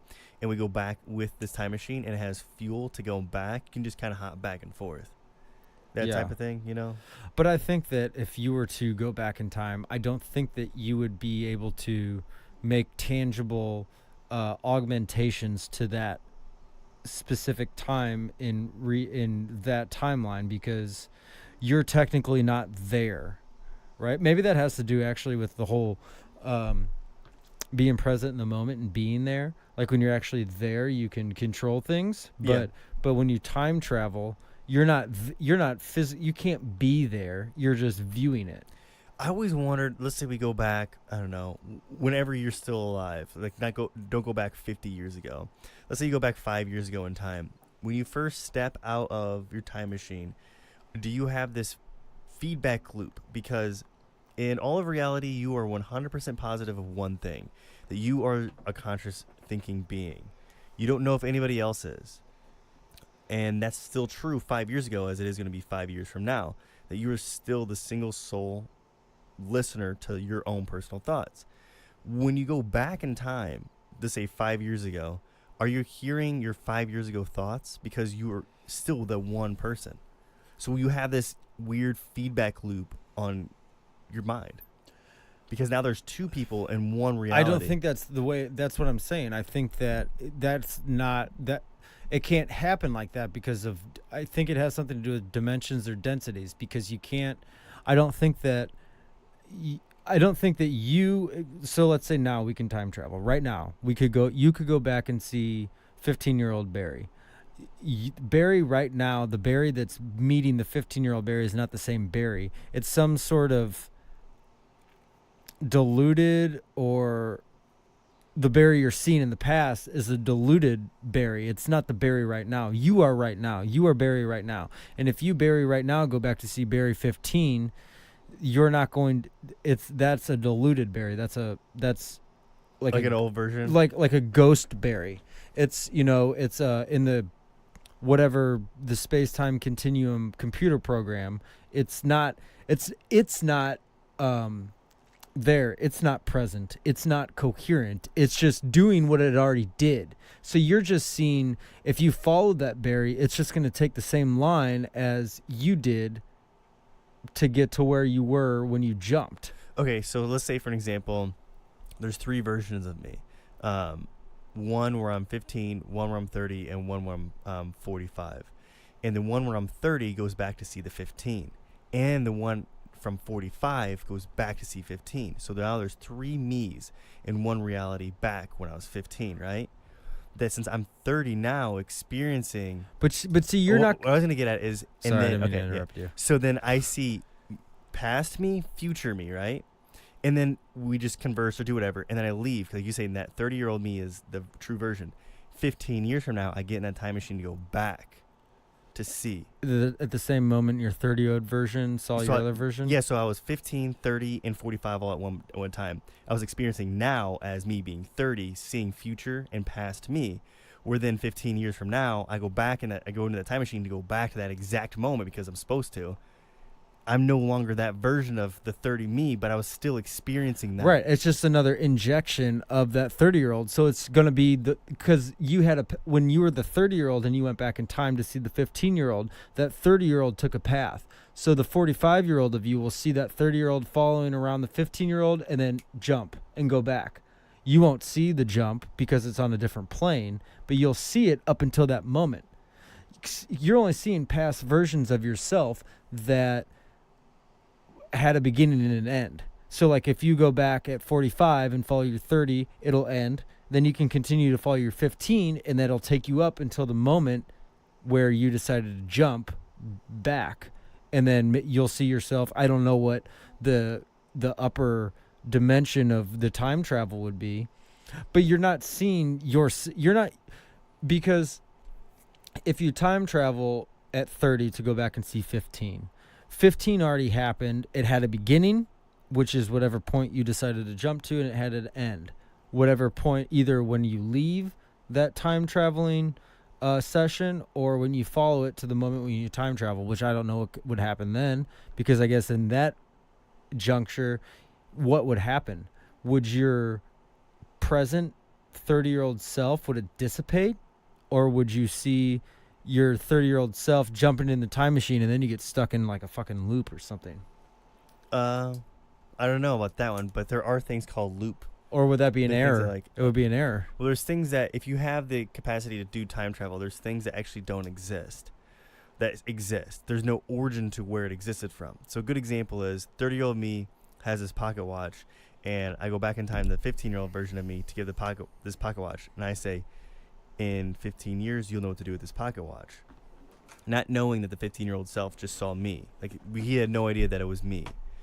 And then when he's 30, he goes back in 15. So where's the origin of that pocket watch? Because it was given to me when I was 15 by a 30-year-old person who had no idea it was me. And then I become 30, and I go back in time to give it to my 15-year-old self. And then that 15-year-old self goes to be 30. So where is the origin of that pocket watch? See, I don't. That's why I think that there has to be rules within interaction. But that sort of stuff can exist then, though. Because even if you have these governing rules, things might just pop into existence and that has never existed. Well, I mean, you could have maybe there's like a fray or a gray area where you don't necessarily remember who gave you that pocket watch, because there's a diminishing factor, like in Back to the Future when you interact with yourself. But I wasn't talking about like me talking to myself. I'm saying like I'm unknowingly going to my, so like let's say I'm 15, right? And this stranger comes up to me and gives me a pocket watch. And he says, you'll know what to do with this pocket watch when you get older. And then I go 15 years of my life, and I turn 30, go back in time, and I see my 15-year-old self who has no idea who I am. And I say to him, you'll know what to do with this pocket watch when the time comes. I'm not talking about me. I'm talking about the pocket watch. Where's the origin of that pocket watch? Because I gave it to myself when I was 30, and then when I turned 30, I gave it to myself when I was 15. It was there when you gave it to yourself. But where's the origin of the pocket watch? Do you know what I'm saying? Like, what nobody came made first, it. the chicken or the egg? Well, it's kind of like that, but like we know that a pocket watch can be made. Well, right? it would be traceable to somewhere. No, because it was given to me when I I was don't 15. think that would be possible, because you would have had to be given it by someone else at your original 15 self. Yeah, that person I had no idea, which ended up being me. Right. Well, I don't think it can. I think that's where the paradox police come in. They prevent things like that happening. Yeah, but that's what I'm saying. Those things can't happen. But where did your 30-year-old self get it? From your 15? When you were 15? From your 30-year-old self that came back? And it just keeps going through this weird cycle. But it has to originate. Exactly. Did you buy it from a store when you were 30? No. It was given to me when I was 15. And then when I turned 30, I went back to give it to my 15-year-old self, where that 15-year-old self, when he became 30, gave But it. I think that those sorts of situations, it would be safe to say, are impossible possibilities. Exactly. It can't happen. It can happen if you believe in time travel. Like, things might just never exist. But I don't think it can. I think that it has to. Okay, so think about that. Time travel is not possible right now, right? As far as we know. So We know future time travel is real. Okay, Past time travel is not. Okay, so you would have to be gifted that time watch on this plane by someone. You're talking about an origin of it. Yes, the origin of the pocket watch. But we don't watch. know in the future if time travel is real. Like, let's say I'll even use my 45-year-old self. Maybe when I'm 45, like this guy says, 10 years from now, time travel will be real. No one's listening. That, because they're probably like, this is going nowhere, yeah, man. they just hear us going back and forth. Yeah, well, it's fine. We're finding people that want to listen to the podcast. But I'm saying, like, even if it was, there has to be, you know what I'm saying? Like, somebody that comes to me from the future to give me this thing, and then I'm the person that ended up giving it to me, or my future, let's say my grandson gives it to me, and then, like, you know, just keeps on going back. That type of thing, you know? Right. So, those things can happen. I don't really believe that paradoxes are a real thing. I get the idea of a paradox because I just described one. Is there's a paradox of no origin of this pocket watch.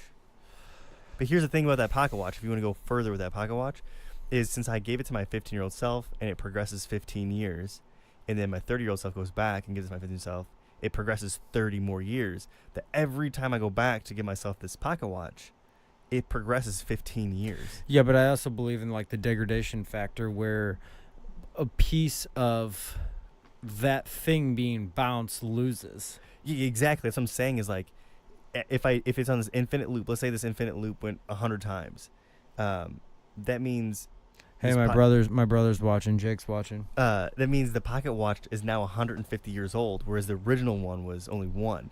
And I do it another 100 times. Now the pocket watch is 300 years old. You know. Yeah. So what happens to that pocket watch? It's the pocket watch origin is the same as the chicken or the egg. Yeah, which we all know it was a single cell that came first. Yeah.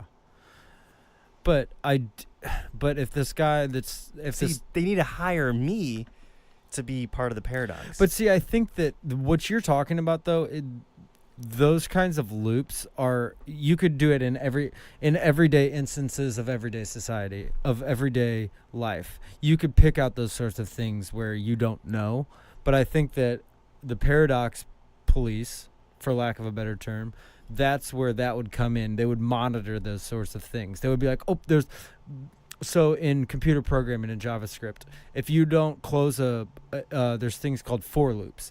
So a for loop will run through a set of data however many times a parameter is set.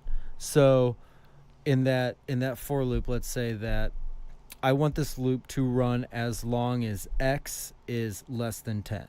The loop will stop at 10. So once it hits the number 10, the loop will stop. It'll give you back the information. So, but sometimes a glitch happens and the loop it'll be an endless loop. It'll just keep running, and then you have to shut down your browser and reset it. I think that those sorts of things can be monitored by a computer programmer by their equations.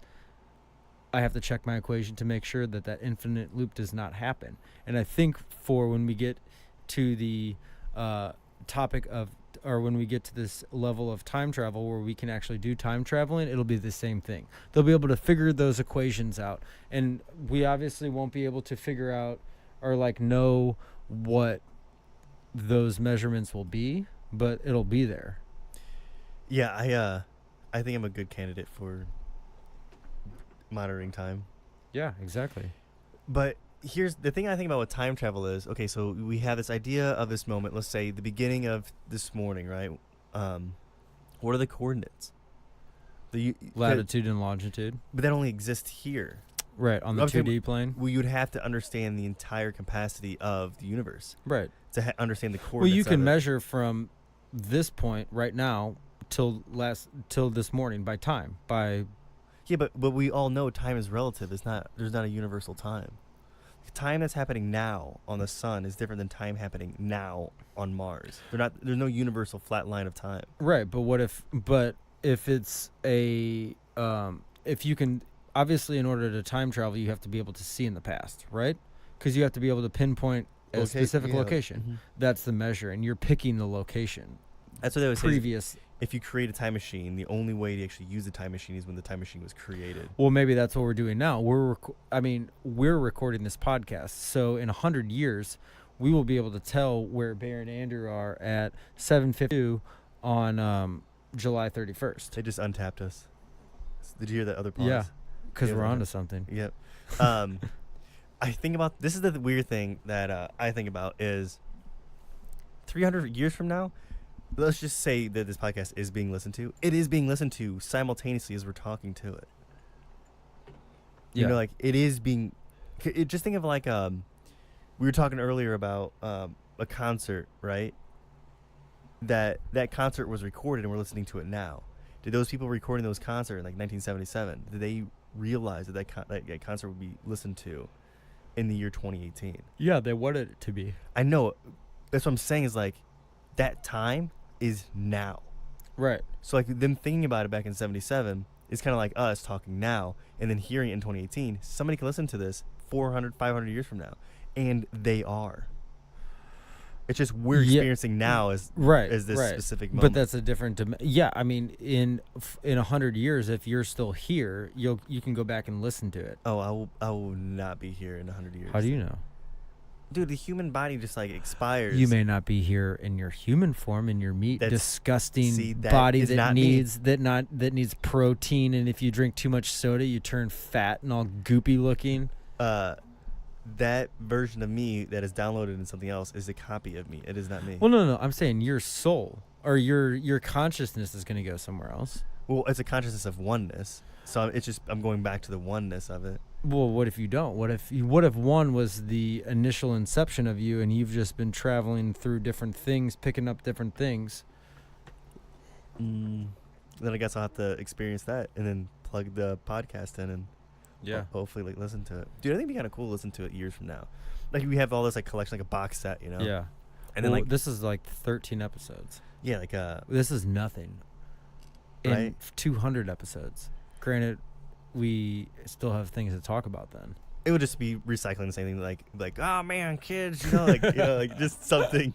I haven't changed. I still hate Actually, everyone. For some reason, I thought episode 200 would be like years in the future, but if this is episode 13, that means like episode 200 will be like 4 years from now, which I don't think will be like, oh, we're old, like. Well, it'll be 190 weeks from now. What I'm saying is like if we do episode 200 from the beginning of the episodes, if we do 1 a week, right? I'm just gonna round it down to 50.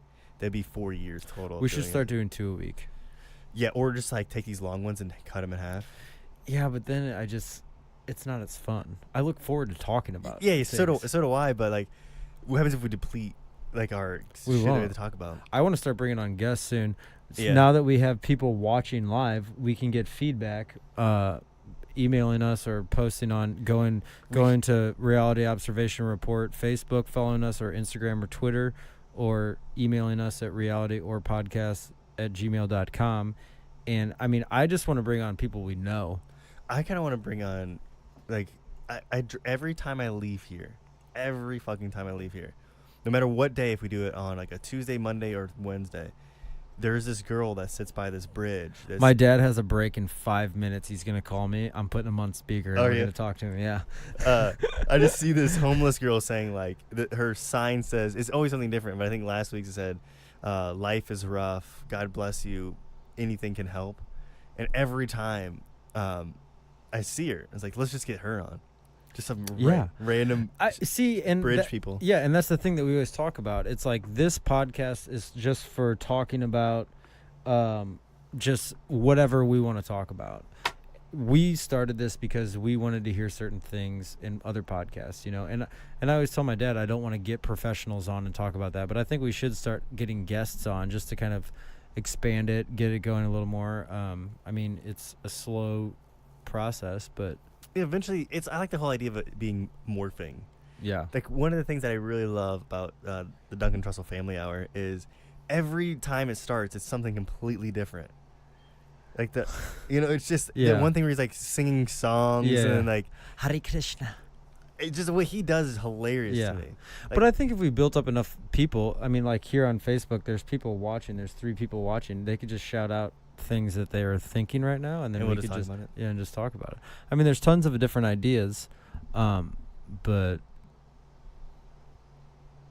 I don't want to run out of ideas. I don't think as long as we're reading stuff and acquiring new things and like different observations of our own self and how we grow and like just things like that, then we can just continue to talk about them. But of course, there's still gonna be themes to them, like fuck 9 to 5 corporate shit. Right. So what I've realized, I've been doing these conferences I was telling you about all these different people coming in, 500 people, and it's so funny. So in this room, so there's 500 people in this room. It's a conference for my company that I work for, not my company. But so all these people come in here, right? And they're from all over the United States, all different beliefs and all these. They're all different people, and it's so funny how like I'm trying to think of the correct way to explain it, but how when you don't know someone, a large group of people, you put on this kind of fake exterior, I don't want to use the word macho, but just kind of like I got it all figured out kind of mentality. When you meet new people, when you're in a gigantic group of people you've never met before, hundreds of people, and you're a small individual, and you come out in the way that when you talk to someone for the first time that you don't know. I talked to a bunch of people that I didn't know, and I get this like very false confident shell that I gather from them. Like very confident in what they're saying and confident in who they are and just very and it's just like kind of like a fake thing. I'm trying to like pick up on these people and who they really are and can I relate to you or that sort of thing. But I don't get that. All I get is this fake shell. And it's so funny to me that we, as opposed to, I think that as opposed to like being who we actually really are, we want to be, and I'm not saying everyone specifically, I'm saying in general sense, and as opposed to being who we really are, we want to be like a generic accepted version of ourselves. So we curtail ourselves to be a little more accepted because, well, I want to be individualistic, but I want to be at an accepted level, you know? Yeah, actually, I was talking to my roommate about this, and it's like, why does it feel so bad when you try to act a certain way that's going against who you are? Like that type of thing, you know? Like, if you're somebody that talks about weird stuff and you try not to, why do you overthink about your conversations? Like that sort of thing. So you should just... I know what you're talking about because I remember, like, there was this conference. They used to call them town hall meetings at my last job. And this one was like the top of cringe of just sitting there. And they're talking about like these, it's called like, you're a rock star. Your team's going to put your name in this like drawing and then you can win shoes. And like, as they're all walking up to do this thing, they're like in jeans, wearing Converse shoes that have like the company logo on the bottom of them and leather jackets. And they're like walking out to like Rock and Roll All Day by Kiss.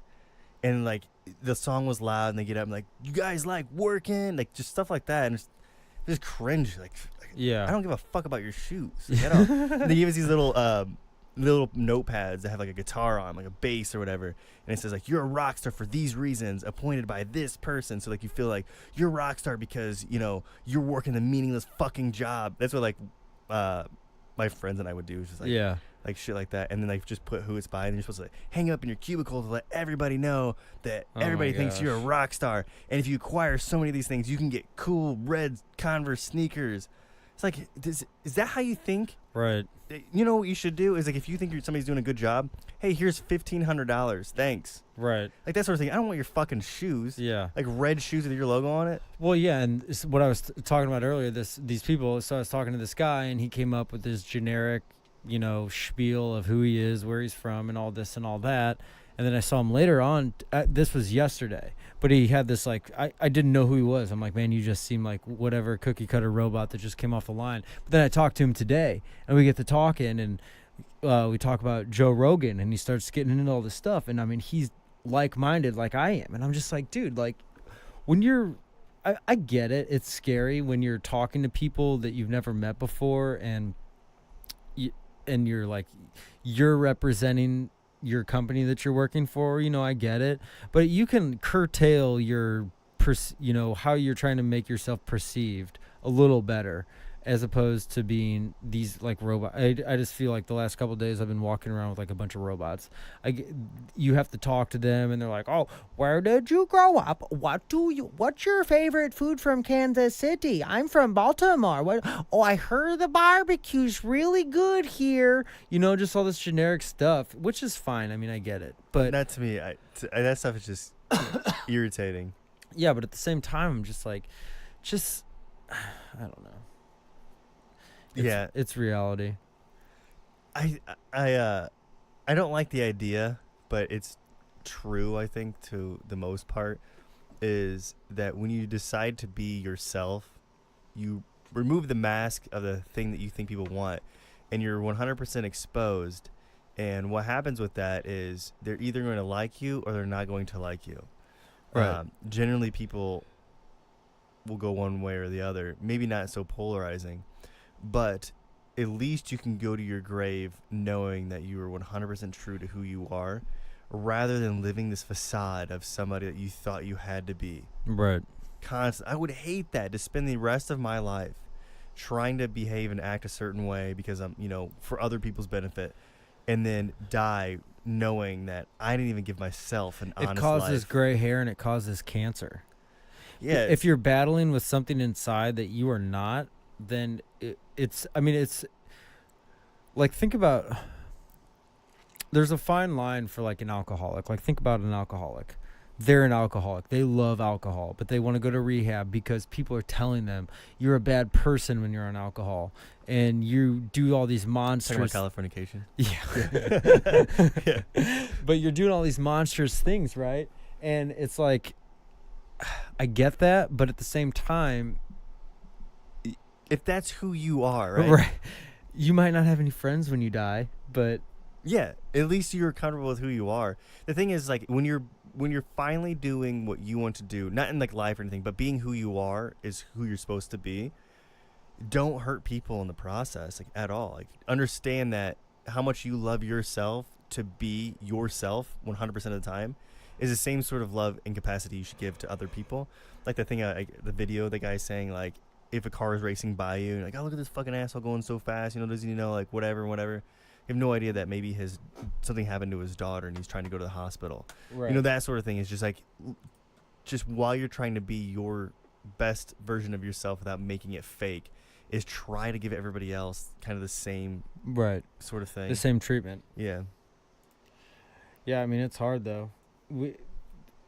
I think it's the movie The Mask. Oh, with Jim Carrey? With Jim Carrey, where Ben Stein's like, the mask is we all wear masks. It's Yeah. the mask that you wear. Yeah. For some reason, that stuck in my head when I was a kid. Forgot about that part. oh, that's a great part of that movie. Because I mean I don't think it's a real book in real life, but I think that it's true of, you know, what we do and what we are and what we try to be in public. Yeah, I liked the movie The Mask. I know it was really cheesy for what it was, but the whole idea is this mask shows you who you really are. Yeah. Because every time, like when you put it on that dog was super loving. And then when Jim Carrey's character, what's his name? I can remember his name in my head. Ipkiss. Yeah, Stanley Ipkiss. Stanley Ipkiss, yeah. When Stanley Ipkiss puts on the mask, he becomes goofy, like kind of free, charming, all that. That's who he really is. But he's trying to be this cookie cutter person Right. in a 9-to-5 fucking job, and it's just not working. And then that one dude, like the villain, I can't remember what his name is, he becomes like the Hulk. You know, there's this grotesque version of a human because that's who he truly is. So what's his name? No one kissed me like Julian. No, not Julian. I don't remember. Oh God, what is it? Well, but a guy in his tongue and Yeah, everything. yeah. Yeah, There's always time for one last kiss. Dorian. Dorian Tyrell. And then he removes his mask. Yeah. All right, we're gonna take a short little break. Gonna play another little break night tune, from the upcoming album. I think it might play. Oh, it's not playing. Are we still gonna be live on Facebook? Yeah, we're still live. We're gonna take a little short break.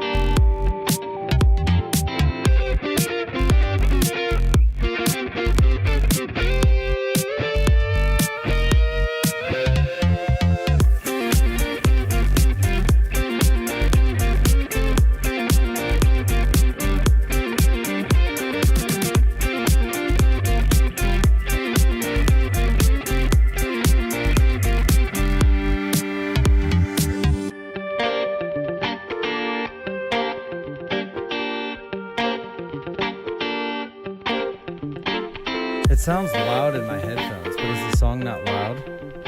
Oh, I thought you said, is the song still going on? And I was like, Oh, yeah, no. the song's still going on. No, I meant like, is it still loud? Because it sounded loud when we first went to break, but then I don't know, I went downstairs to talk to Mercedes, and it didn't sound as loud. No, it was fine. And we lost all of our watchers except for her. Really? Yeah. It's all right. When's the first caller come on? I don't know. He's not calling, so he's not getting on. He's probably like, you can see on Facebook that you're live. He's like, I'm not going to be on there. Yeah. Dads. Well, yeah, I mean, we're just testing things out, right? Yeah, I wonder, like, I'm kind of thinking, like, I wonder how this episode is going to be perceived by people. Because this is just, like, 100% just trying a bunch of different things. Yeah. Like, this, like, going through music to, like, dreams to, like, just tons of different shit. Like, this is going to be, like, a 4-hour podcast. No, it's louder when you put your headphones back on. Oh, great.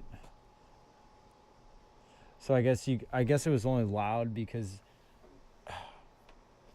Oh, you know why? Shit. I don't think that it was because the Facebook, I think, is only picking up the microphones. Or no, it's picking up the whole thing. It should be getting the whole thing. I don't know. I have no idea. Yeah. I don't know. We'll have to go back and watch it.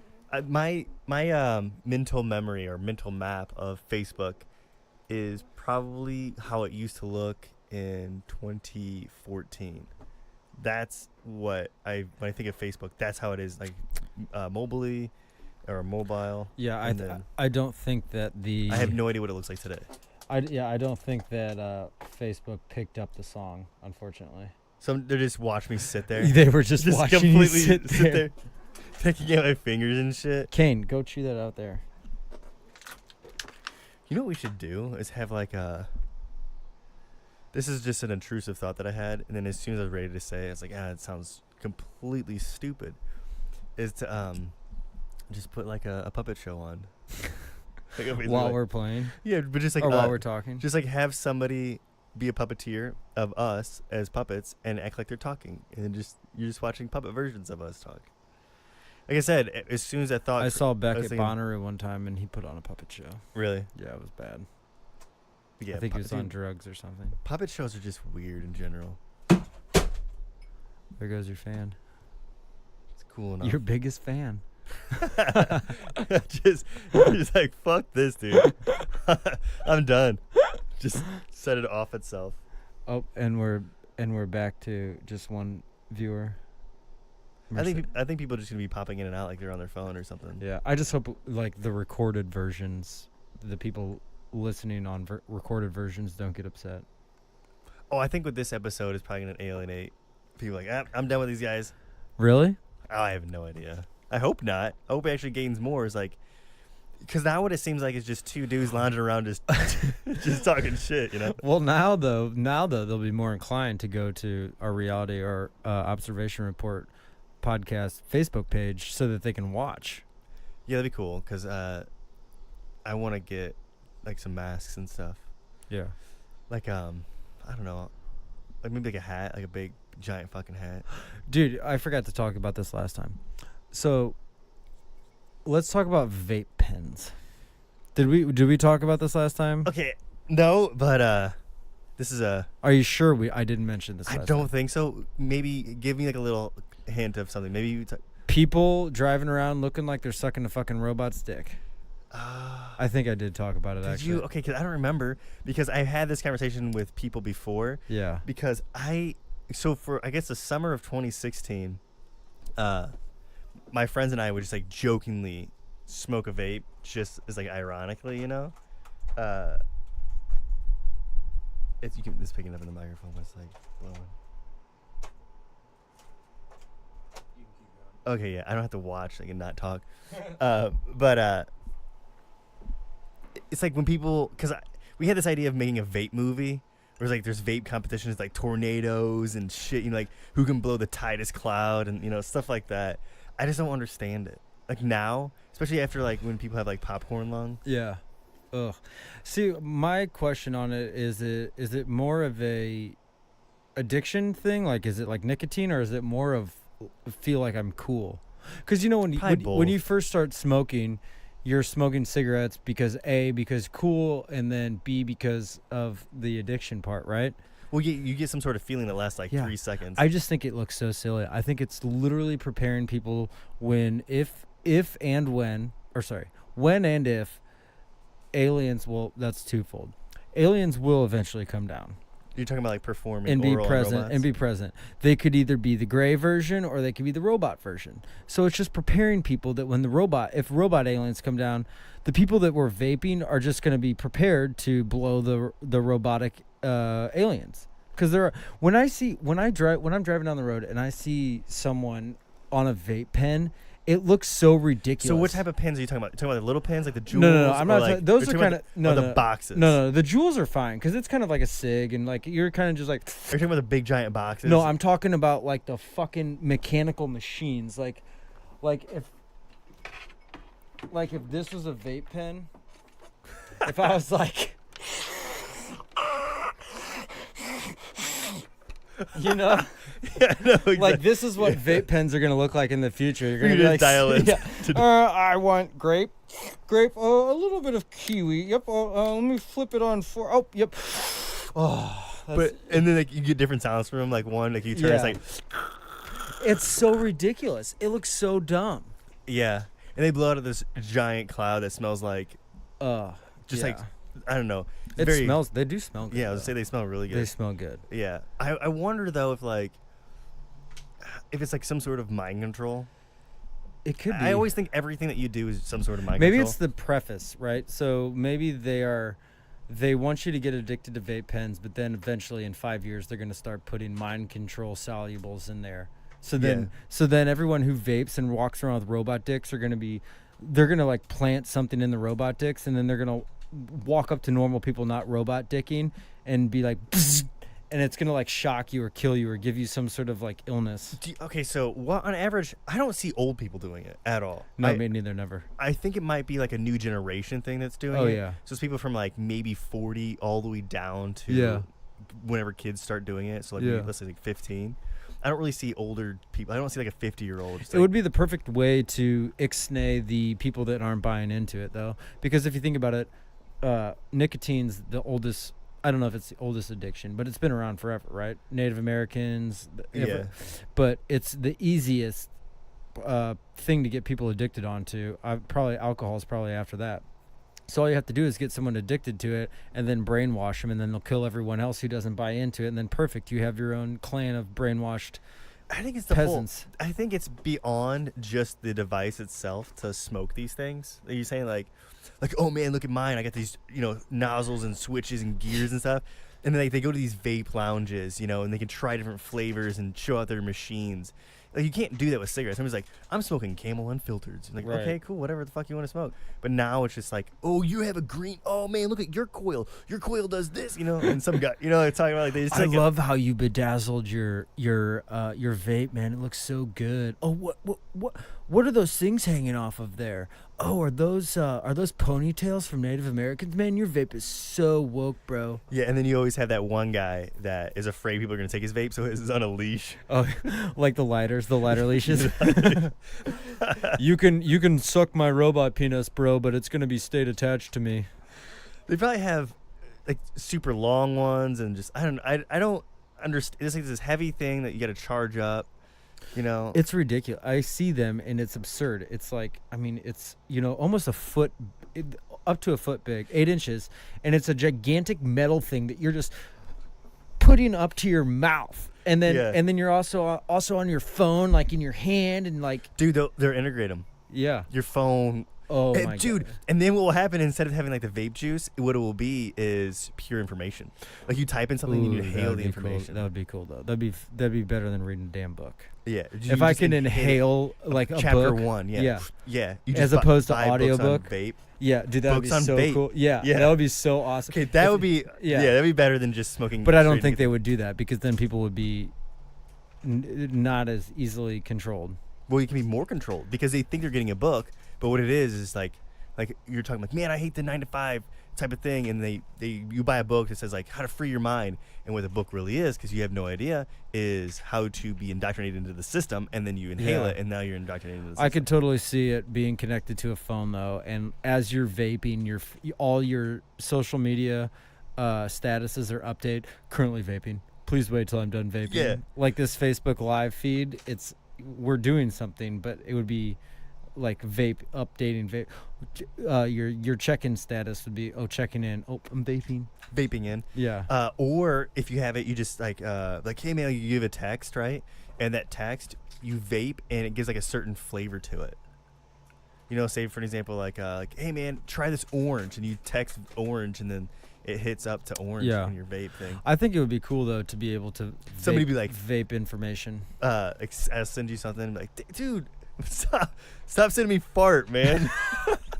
if you could text message, if it was like an emoji, but it was like a vape flavor, like the poo emoji, and like the person, if at the same moment that they're vaping and you send them the emoji, it tastes like poop, and you're like, oh. Dude, I would try to type in things that don't exist and see if like what they would taste like. Yeah, but back to the vaping information thing, that would be so cool, but it would get in the hands of the wrong people. Think about the people that vape. The people that don't mind driving around looking like they're sucking a robot's penis. Those are the people that would be indoctrinated with the knowledge that it would take someone like you or I a few days to get. It would take those people. Do you really want, that kind of knowledge floating around with? Yeah, give these people, because they're probably... But it's always up to interpretation. Knowledge is always up to interpretation. Yeah, how you... Look at the Bible. True. Look at the Bible. Yeah. But maybe to some way, them vaping the information will make them smarter and realize... I think that's giving too much power to... because what I think is the people that are actually care about learning and on the journey to knowledge, the books that they choose to read, they're going about it for the right sense. And they're making those decisions on the right pretense. But I think that if anyone was just able to smoke the knowledge that they wanted, it would be bad. Because it's open for interpretation and it's too easy, it doesn't. The journey to get to the knowledge wouldn't be there. Yeah, because there is like the whole setting of you reading something, what you're coming to it. But I do like the idea of just like, but isn't that kind of, I don't know, because you can just get people started real early then, like 5 years old. They don't even need to go through kindergarten. Just hit this vape. Dude, I would totally tell my kid. Maybe that's how they identify who not to give the info to. That's true too. But it hit the vape when you're like 5 years old, and then boom, kindergarten's done, and you take a test. Wait, so how would they identify who not to give the info to? By the people that are already vaping, they don't get the info? Mercedes just commented that. Oh, okay. She said maybe that's how they identify who not to give the info to. So they just kind of do like a blind test to see who's the people who are worth getting the information? Yeah, I don't. But that's like selecting certain people to not have the information though. Shouldn't we give information to everybody? I don't know. Is that's See, because I look that's at a very debatable topic at everybody. So I want everybody to have all the information. I think that's the problem with the internet. It's like if the wrong information. Well, that is true too. Yeah, because I guess in a sense I understand what that's going with, because do you give because it would be more confirmation bias that way, because if you're like a diehard conservative, all you're gonna be doing is vaping in conservative info. You're like, I'm not gonna do liberal. Oh man, that would be terrible. Because you're just reinforcing your already beliefs. Because then you can seek out what sort of information. But that's also twofold on what we were already talking about. Like if you have the right intention of what you want to learn, then you can get that and pursue that. But that also works the other way, like you said. Yeah. Like if you're a conservative, well, just do the switcheroo then. Like if there's a diehard conservative, right? Just pop in a little bit of liberal stuff. Oh, she said whoever is vaping doesn't get it. So like, they just like, I don't understand this, man. So if tomorrow, whoever the powers that be were like, all right, everyone, who has a vape, and everyone chimes in, everyone not vaping gets the option, but everyone who was vaping is like. Yeah. I was looking at it in the point of view is like okay, everybody needs to understand basic geometry, and so they plug it in, and people are like, dude, I don't get the geometry, man. Like, and they just keep hitting it over and over again. Yeah. Obviously it's just like triangles, man. Like I don't, like something like that. Or something. Yeah. But yeah, because that's giving too much. Because I immediately think like if you give somebody some piece of information, that they're 100% because going they're to sucking understand robot wiener. Yeah. So they're sucking robot. Okay. So playing off that, so they're sucking robot wiener without any, like, big benefits. So they're just like, oh, you want me to suck you? Okay. But if you put knowledge in play, then it's kind of like okay. Do you think it's one-sided that there's no vape pen that's like instead of sucking a robot dick, it's doing cunnilingus on a robot? Like why don't they have that? Let's keep this PG-13. We're on Facebook now. I'm just trying to keep it equal. But wait, actually, now that I think about that, yeah, what the fuck is with that? Yeah. What's with that? Why don't you like lick something and get? Get the vape out of it? Yeah. What happens if you want that one? Dude, that's a Tootsie Roll pop. How many licks does it take? Yeah. Ooh, what if you put information in the middle of a Tootsie Roll pop? That would be a good one. Yeah. But being in all seriousness, getting back to seriousness. So, but here's the thing. We're talking about smoking knowledge, right? Getting knowledge through a vape pen. What if you could vaporize from your cell phone and put whatever information in your cell phone and you were to vaporize it? Here's the thing, though. Smoking to gain knowledge has been around since mankind. I was just thinking that too, not before. Ingesting for knowledge has been around before mankind. So that information is already there. It's just on a more ethereal, esoteric level, cosmo level. You're not going to learn specific things about what happened in 1947 from smoking, say, marijuana or DMT or whatever sort of substance you're going to smoke. But what you are going to gain is insight to yourself. So it technically is you're gaining knowledge. If you use it in the correct way that it was intended, that Mother Nature, Mother Earth intended it for, then you're going to get some insight to yourself, which will lead you down a different road. So here's the thing. If you smoke robot dicks, you're done. You should just get out of here because you're trying to get knowledge from a robot. But if you're smoking, natural things, then you'll get natural insight. Sorry, I'm just like chuckling to myself because the idea. My aunt was just on here and she signed off. She probably heard robot dick and was like, "I'm out of here." I was thinking about driving by somebody, and they're going to town licking Tootsie Roll pop. No, a robot pop. The female version of the vape. It's like somebody really getting into it. But going back to the whole smoking thing and like getting in touch with something is what if you can download your sort of experience to it. And so like if you wanted to know what it felt like for me to experience a band, like, hey man, we went to the same concert. How was your experience?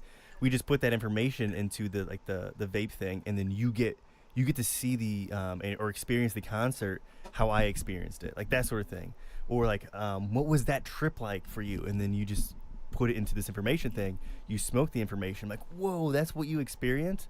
That sort of thing. Because then we can actually get of like, are you tasting food the same way? Do you listen to music the same way, or watch movies, or your relationships with people? Like, how are all those sort of, varying? But you can get their information by smoking it to these vape pens. Sort of thing. Yeah, I just feel like the people that are doing vape pens are, they're not the people that you want to be giving that sort of knowledge to. I can just see like, oh wow, he's doing something this evening. Let me just sign on and watch what it is. She gets on, and then this is the conversation that we're having. Like, okay. Who, my aunt? Yeah. Who was on? Yeah. I just gave us a re-up. Hopefully some more people jump on. I doubt it though. People probably sign on to this. I get it though. It was probably the cunnilingus talk. Oh yeah, that's probably what it was. I'm sorry, it's funny to me. But see, here's the thing though. People probably jump on here. People's attention span nowadays is however long it takes you to scroll past something. So just like Instagram, just like all that shit, it's all limited to a certain amount of time. So someone scrolls past this podcast and they get on for 30 seconds, they hear fragments of things. They don't hear the whole story. They just hear a fragment and they're like, you literally have 30 seconds, probably not even that, 10 seconds to win something over. You can't come up with the correct algorithm of words to win every a whole 10 bunch seconds? Every 10 seconds. You know what I mean? That's where dubstep won the music scene. It's because dubstep is just in fragments. It's, a 10-second build. And then it's wah people, all these different sounds that are just fragments of sound. So it keeps our interest because our attention spans are so low these days, and it's because of social media. It's because I don't. Yeah, I think that because I don't do any social media viewing or anything like that. I don't watch TV or movies. I probably watch maybe 10 hours worth of stuff a year, on movies. YouTube videos and stuff that I watch will be 4 minutes on, mainly there's this thing called PBS Science. That one's pretty good. But things like that are watching concerts and stuff.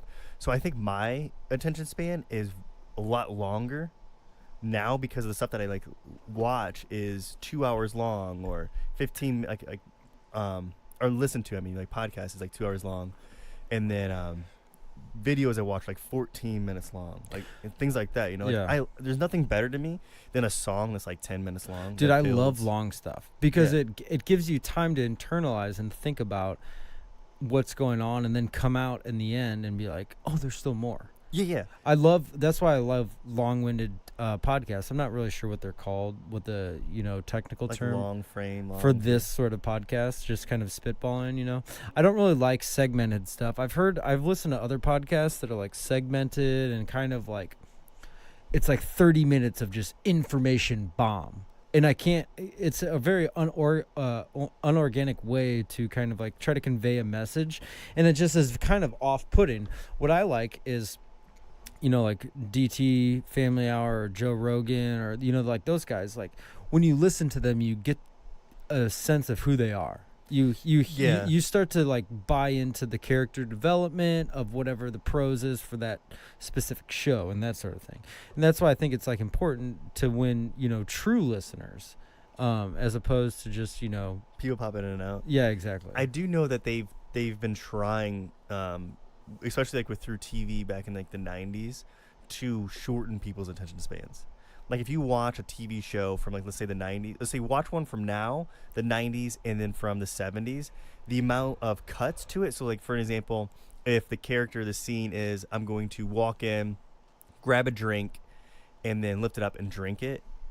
Usually in the 70s, they'll just be kind of a long shot of the person grabbing the drink and drinking it. In the 90s, what they did is the person walking in the room, then cut scene to where their table is, and they see him come to the table, and they cut it again to reaching for the glass. They cut it again to pulling up the glass. And so there's these 15 frames, 15 different things that they piece together to make one scene. That's right. They do it more and more and more now to keep your attention on it. Rather than, like I said, just somebody walking in, grabbing a drink, and then drinking it, and right. that's the end of the scene. And the scene maybe was let's say 7 seconds long, where in that 7 seconds, there's 14 cuts to it. Why do you think that people don't pay as much attention? Why do you think that? I think they're because they're in a hurry. Everything's fast paced now. They want everything now, and the level of patience. It's kind of they figured out a way how to capitalize on instant gratification rather than prolonged gratification. Yeah. Because everybody wants instant gratification. They want it now, no matter what it is. They don't want to sit there and read the book. Right. The idea of sitting there reading the entire book, that an audiobook that's 10 hours long, is going to be 10 hours of your life reading it, right? But they're professional readers, so it's probably going to take you maybe 15 hours. The idea seems so arduous to them to sit there and just read this thing, Right. Or even just get into something of drawing, for example, or painting, or making music or whatever, is just too taxing on them. They don't want to do it. What they want to do is just zone out and just have it now. That's why binge watching is extremely popular, Right. Because they don't want to wait a week. The whole idea of waiting, But that is, I will say that releasing an entire season in one release. Like burst. Yeah, that's the best. Yeah, I know a lot of people like Because that. I like the waiting, though. that year of waiting after you just binged one show in one weekend, that year of waiting is way more intense than Okay, I see what you're saying. So like season 1 came out, and a year later season 2 will come out all right. at once. Yeah. Then rather than doing incremental pieces. Then okay. yeah. That's way more intense than that. But yeah, I mean, everyone is just so quick today. I mean, like look at TV, like The Bachelorette. After that's The Proposal. Everything is so quick. The proposal, people are proposing to someone they just met in one night. Everything is speedy. Everyone wants to do. I feel like a lot of people like get married nowadays too quickly. It's like, I'm supposed to get married. I'm not attached to the feeling of why I want to marry someone. I just know that marriage is like the end result. I need to get to marriage. Okay, I've known you for X amount of years. Okay, cool. Yeah, we'll get married now. Not even X amount of years. It might be like 1 year. Yeah, or months. Yeah. And obviously there's always exceptions to that. There could be people that are like truly in love, Yeah. But it's just like, everyone's in a hurry to get somewhere. No one wants to just fucking chill in the moment and be like, oh, this is cool. You know? One of my favorite things is like this. Like now we're getting to know each other over a course of like hours, right? No one's watching. It's like relationship stuff. Mercedes even dropped off. She's probably just eavesdropping outside the door. For me, I don't like I like the slow burn of things. Like the idea of like when you first start. I think she just started watching again. When you first start dating somebody, right? The idea of like, okay, this is where I see it going, and we have to get to this point, and we have to do this, and we have to do that, and then like, and let's say like you're on your second or third date with them, and it's just the conversation's going, and you're trying to force it into like making them like your boyfriend or girlfriend, and then you start thinking like, oh, what is it going to be like to be married to this person? Like, dude, you just met this person a month ago. Why are you having these thoughts? I get like feelings will happen, but I'm talking like maybe you spent a collective of 2 or 3 hours with them.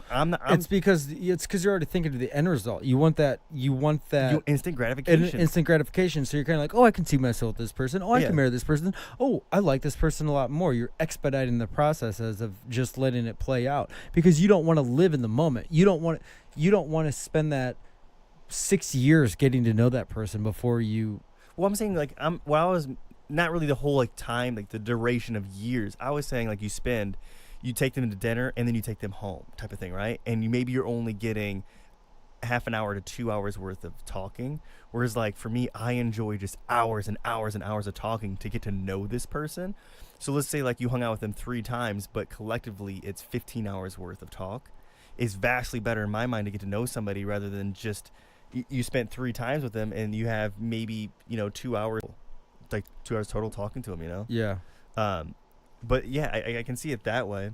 But I also understand the whole idea of being infatuated with people, not just like romantically, but just like as friends. Like there's a lot of people who just like don't like when I mention like my oldest friends or like I've had them for like 27 years. Like they're just like, oh wow, my best friend I met my best friend, 2 years ago, like that sort of thing. Like, how do you? Of course, there's certain instant connections you have with people, but like, I've only known my best friend since I first met you. Oh, but we're just intertwined, man. Right. So there's always exceptions, but yeah, there's just everyone wants to just be in like humongous hurry about everything, and I get it too because it's kind of like. You have this idea, like for me, I want to be a music producer, not necessarily famous, but sustainable, or that's all I do for a living. I want it as soon as I can because I don't want to work whatever job, but I can see the work that has to go into it, and I know that work is not something that can just happen overnight. Now, for some people it is because it's luck and chance and that sort of thing, but I realize that. But a lot of people, they make the mistake of substituting that work for instant gratification, and then it always comes back as regret. Yeah, I think in order to have like the real success version of it and to mitigate those regrets is to build the skill to when you get there to be able to handle getting it. It's like say like you instantly become a music producer right now, right? Like you have years of producing your own music. I would just sustain enough. I would just work it to get enough money to where I could sustain myself for the rest of my life, then I would quit so that I could just do this for the rest of my life. Yeah, I always think about that too. Is like if I get into comics, my ultimate goal is just do voice acting because I just go up there and I just want to do podcasts. I want to be like Joe Rogan and literally just have a podcast every day and just talk talk. about. That'd be Because cool. dude, it's so how fun is it to just be able to expound on your thoughts with someone and just talk about things. I'm always afraid I'm going to be kind of construed in a way that I'm not intelligent or the stuff that I say is actually offensive, that sort of thing. But it's all perspective. Yeah, I know That's that. why there's only one person watching us right now. Yeah. People flip through. It's like TV. They flip through. They didn't like our channel. But guess what? Someone may like our channel. Yeah. I just hope we're not losing Actual listeners. well, these are all listeners, but I just hope we're not losing like someone that actually like every week we put something out, they listen to it, all the new listeners. Something like actual like, I don't think they will though, followers. because I think that if they really truly like us, they'll like the journey of where it's going. Yeah. Because they're a part of it and we're a part of it.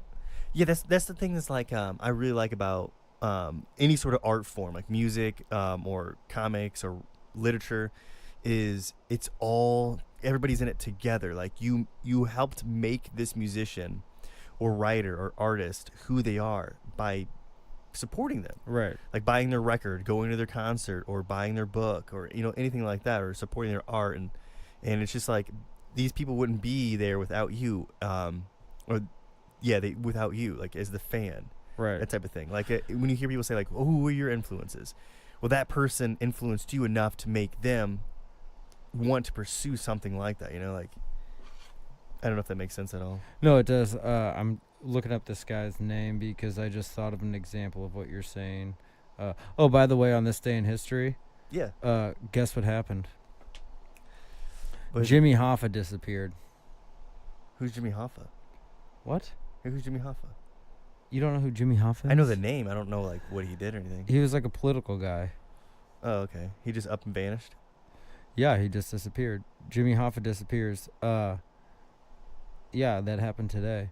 Jeff Garlin on Joe Rogan's podcast, he said that because he's a comic and he goes and does like stand up on open mic nights and stuff when he's out, in LA or whatever. Mm-hmm. But he says they're all his family, so just like piggybacking on the point that you just previously made, it's like artists, creative people are all together, support your art, support that whole sort of thing.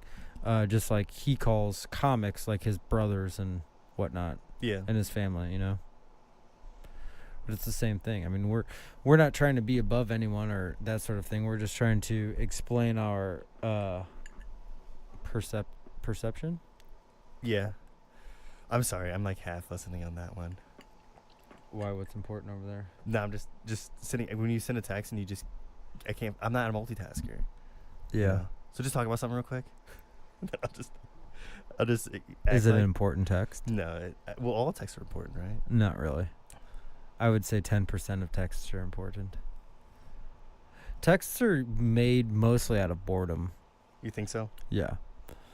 Like, people make texts because they're bored in their current state, so they're like, oh, something's got to be going on better, or something better is going on in the next room, and I want to tap into that, see what's going on in there. Oh, if that's more important, then I'll focus my attention on there. It's all about attention. It's all about human attention, your attention to what are you going to be attentive to the person that lives in your phone that could possibly in simulation world not even exist. Yeah, as soon as I said that and I put the phone down, everything's like, dude, I think I was just being 100% disrespectful. Yeah. Yeah, I'm sorry. You were. I'm sorry. Man. To our listeners. Yeah. You took your attention away from me foremost. Yeah. And then after that, instead of being in this reality, I was in some other one. Yeah. But you're taking a break, so I was like, okay, I'll hurry up and take a break. And then while I was on the phone, I get lost in what I'm trying to think. Was it important though? Was it something? Like in the sense of like life or death? No, just like important to you. Well, yeah, it was important to me. Oh, was it a girl? It was a human, or it could be somebody that it wasn't really there, and like what you're saying on the back end, it was just a bot, and they're just fucking with my head. I think about that because how do I know that person behind that text was real? How do you know anyone's ever real? Okay, so this is the majority of how I Sometimes go I- throughout my life is thinking that. Yeah, don't sometimes know. I think people are just placed there because there's some people that The tertiary characters. What I always think. I'll talk to and I'll be like, hey, what's up, man? And they're just like, "Meh, what's up, man?" You know, like, and then they're gone. And then when they're out of my peripheral and I'm doing something else, I think to myself, did they just dissipate or do they actually live? Because they said hi and, you know, this and that, but there's not really much depth to them. So do they actually exist or are they just there? I don't know. Yeah, and you know That's too matrixy. I don't like getting into matrixy I can't- discussions Why? I love them, dude. because I think we've already on this debunked the simulation theory. Well, I get the whole simulation theory, but the thing that like always gets me is I remember taking a class in college. It was like the theories of knowledge, and one thing that you learn is what solipsism is. And as soon as I learned that, we're like, there's nothing real, even your body's not real. All that's real is your mind. And it's like, yep, I don't that's believe it. that. I don't believe that. You are real. We're here. I can see you. But You're wearing a blue shirt. okay, yeah, but that's only because this is how I am observing through my senses. Okay, so if they wanted to validate that that idea, they would need to change the definition of blue, because Well, technically, this shirt is everything but blue. no, it's blue. It's just it's absorbing every color Oh, but okay, blue. that's what you're saying. Yeah. But we shouldn't define the words in which we define them as, because I articulate them as just what I've learned to describe your shirt as blue. So if it's not real, if all that's real is your consciousness, then they need to curtail the definition of that to match what your shirt not being blue or non-existent would be. Yeah. Like, instead of being like Barry's shirt is blue, it would be the person that I perceive as Barry's shirt that I perceive as being blue could quite possibly be blue, but it could also quite possibly not be real. Yeah, I think that's kind of a given. Like, but we don't say that. Yeah, because then you would just spend your whole life in a freaking vortex of circles. Yeah, that's usually how I view stuff. Because one thing that I want to know is like, the more I grow older. Mercedes, is that you still watching? Are you still the one watcher? Maybe she doesn't even exist. And She does. Well, actually, she might not exist. Cause right now we have no idea that what is well, beyond my this dog, room. our dog loves her, and he's up here right now. So what if she's not even down there? She just pops out of existence. Well, in quantum mechanics, there is a probability that she can pop out of existence. So she could be on Mars right now, just popping out of this existence. Things popping in and out of existence. all Isn't the time. tonight Mars? It's going to be the closest to Earth that it has been in a long I time. have no idea. I think it is. My mind's still going on like, I'm sorry to be disrespectful, dude. That's where You my mind's still disrespected our podcast. going. I didn't disrespect the podcast. Just I guess I disrespected the podcast. Yeah, you disrespected. I don't want to get in trouble. Well, we're probably, as opposed to growing. A following. She said she's the watcher. Yeah. So now we're at You ate too. 264, 268 or something. Next week, it's not going to have the same growth because you turned people off, and they're probably. Or they could just relate. Like, yeah, man, I know what you mean. I Here's can't what I focus. think. I think that people initially listen because we use nice tag words of conspiracy things, so that picks up the conspiracy things. But now we're dimming down a little bit from that level, and we're getting more into just talking about nonsense. Do you want to start talking about conspiracy stuff again? No, I'm not saying. What I want it to be is a podcast radio show. Something that Yeah. people can relate to, so when they listen to us talk, they feel like they're part of the conversation. I don't think Yeah, like like being that. like rhetoric about like, Well, yeah, because we can always still obtain those people. You know, because Yeah. if we cater to a specific market, then we're also alienating a bunch of people that aren't in that market, you know? yeah, But if we just talk, I'm sure that somebody can relate to the music thing we talked about. yeah, And that's usually not anything about conspiracy, it's just how we view music. They can relate to that, you know? Yeah. And then we have people that can, relate to dreams and stuff like that. So it's just a bunch of different things. Like you said, just people who want to kind of participate in this are just active listeners into it. That's why when I was texting, we have people that probably do the same thing and they feel just as guilty for ignoring the other person. Yeah. So it's all relatability.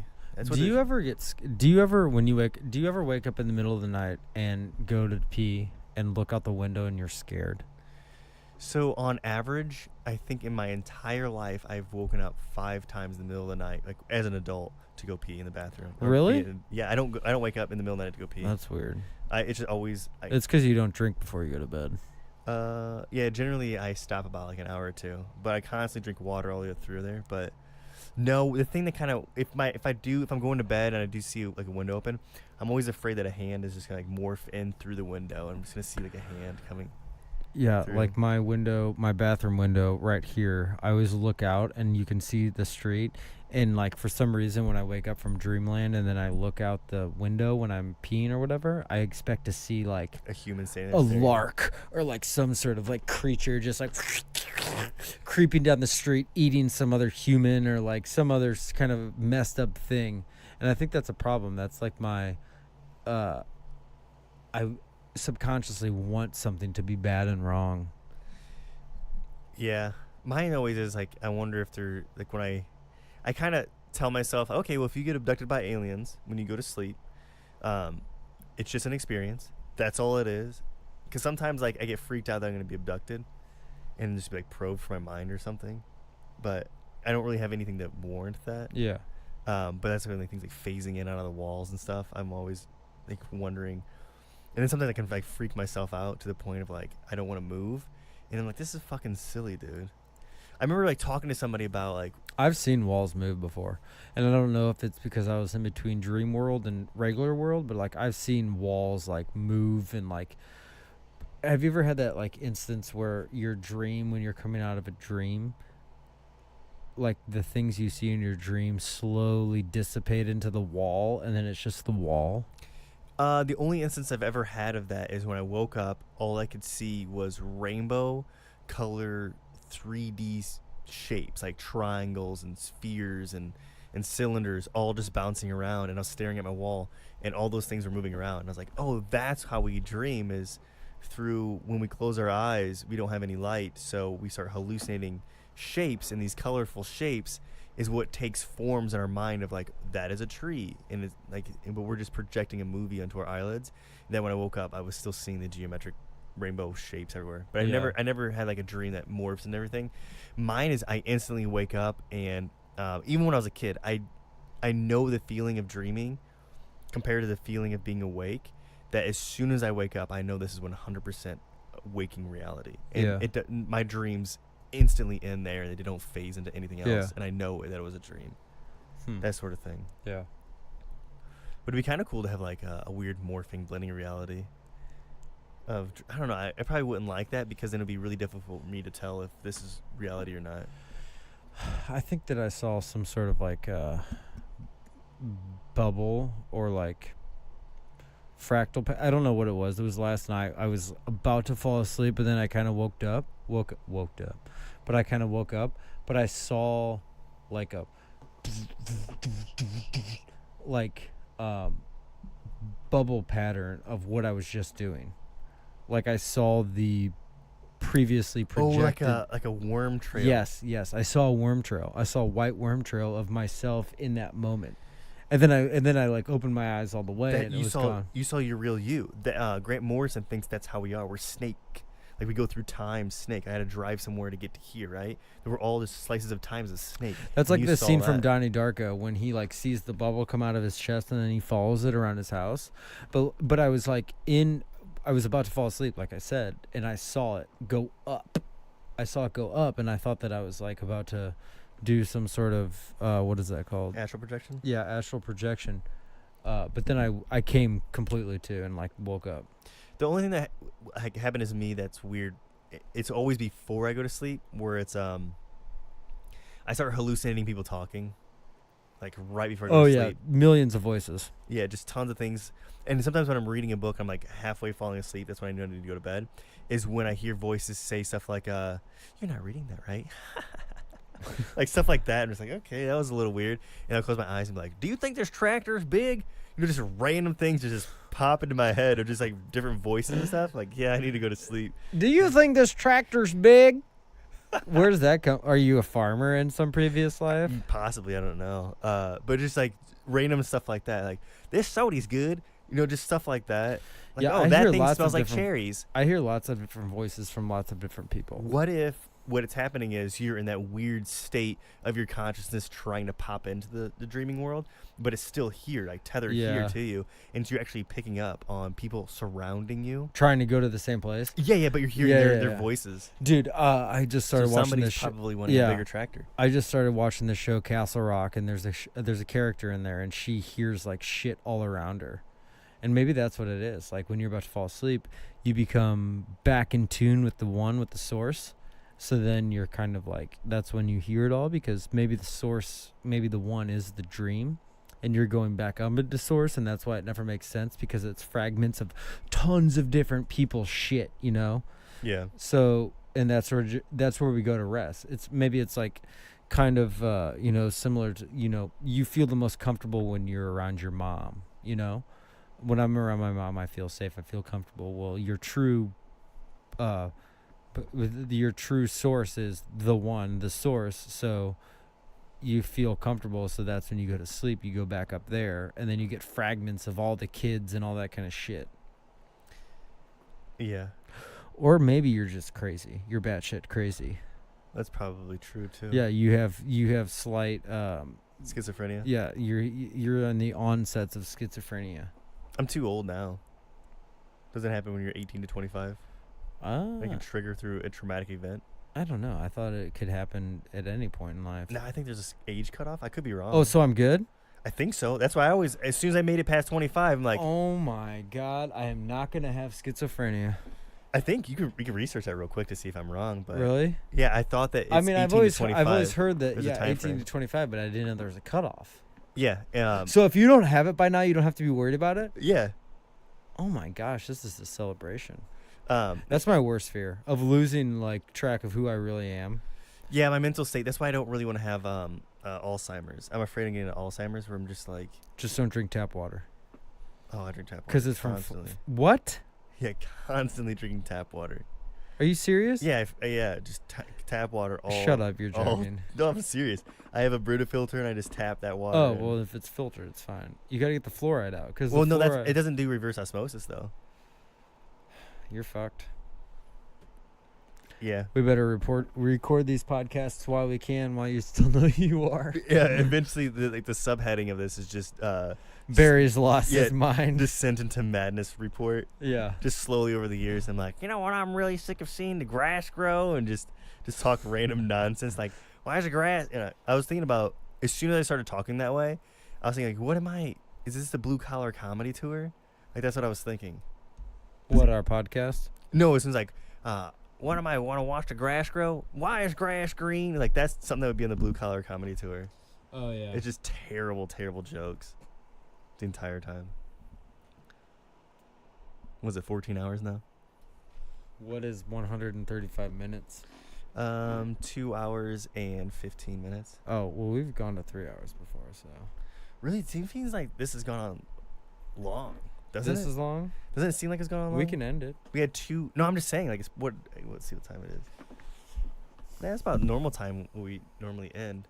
I guess we just started earlier, and it just seemed like it, but we had a lot of pauses in between. Yeah, I mean, we have like 2.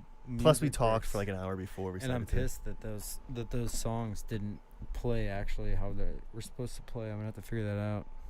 Yeah, it's all just a working thing. Yeah. Remember I was saying earlier that when I get a little tired that I'll just start saying stuff?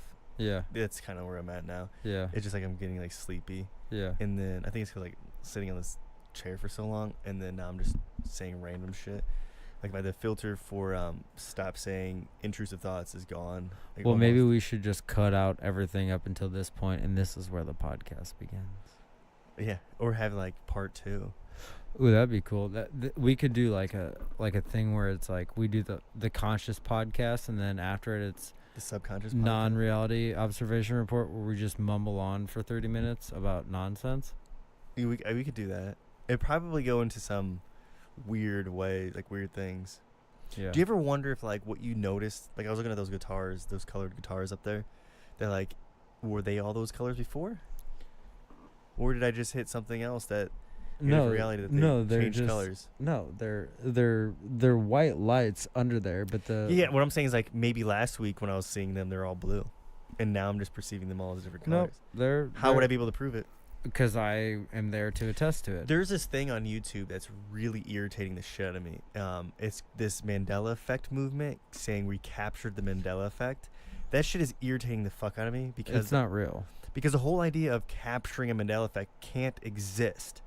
Like, oh, I'm looking at the Chase Bank logo. It went from white to black to blue. Look, I caught on. No, if the Mandela effect is real and it's changing into something else, you wouldn't know that it changed. Yeah, Like at all. Like the movie Shazam yeah. or Kazam. Kazam. Yeah, it doesn't exist. But somebody be like, oh, I have evidence that it existed. Here's his clothing. Like, no, it can't exist. So you Right. can't capture the Mandela effect. Kazam was with Kazam was supposed to be with Shaquille. no, that was Shazam, right? Shazam was with, or was it Kazam? One was with what's his face? With Shazam or with Shaquille O'Neal, and the other one was with oh man, what's his name? I don't remember. It'll come to me later on, but yeah, like you can't capture the evolving of a Mandela effect. So these YouTube videos like, I caught the Mandela effect. This is happening. It's crazy. It's blowing my mind. It's not real. You can't capture it because everything you took a picture of before it changed, like the Chase Bank logo, all of it will be an altered. Right. It's just the only thing that exists is your memory. Right. Nothing physical. It's just can things exist. that you didn't pay full attention to. Yeah, like, or the best explanation perfect is example, the dude. sun changing Yeah, the color of Perfect example. I noticed for the first time the mobile gas station sign the other day, and I realized there was no E on it. I was like, Mercedes, has mobile always not had an E on it? And she's like, yeah, it's always been MOBIL. And that's just a perfect example. It's something that I knew existed, but I never paid attention to it. it. Yeah. You know? It's like when words you've never spelled before, or you don't spell a lot. When you spell it, you're like, man, this word looks weird. But I spell it. Compared always. Yeah. When I write It's compared, always it looks weird. words. It's always words, too. You know, Shazam, Kazam, Yeah. whatever. And what's his name? Sinbad. Sinbad. Yeah, yeah. That movie doesn't exist. Which one? Kazam, the one he existed in. Right. That one doesn't exist. He played a similar part in a different movie. I think what it is just he played a lot of movies with kids back in the day. Like, Yeah.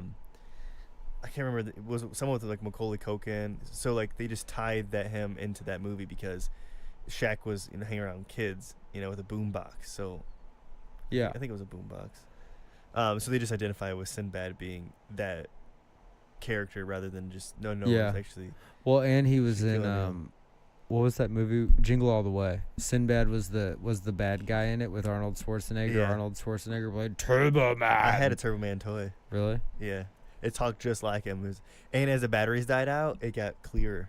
So it was like it's like "I'm turbo," like you can understand it better, like that. Really? Yeah, and as the batteries started wearing out because it would go slower, it would enunciate it better. That's weird. So you just put like half-used batteries in there. That's weird. It like lit up and everything. Yeah.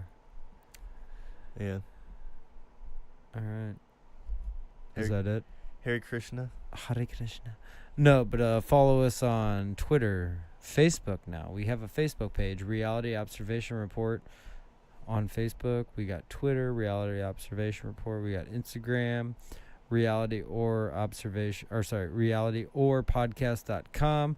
Email us at realityorpodcast@gmail.com. We are on Google Play. We are on all fronts.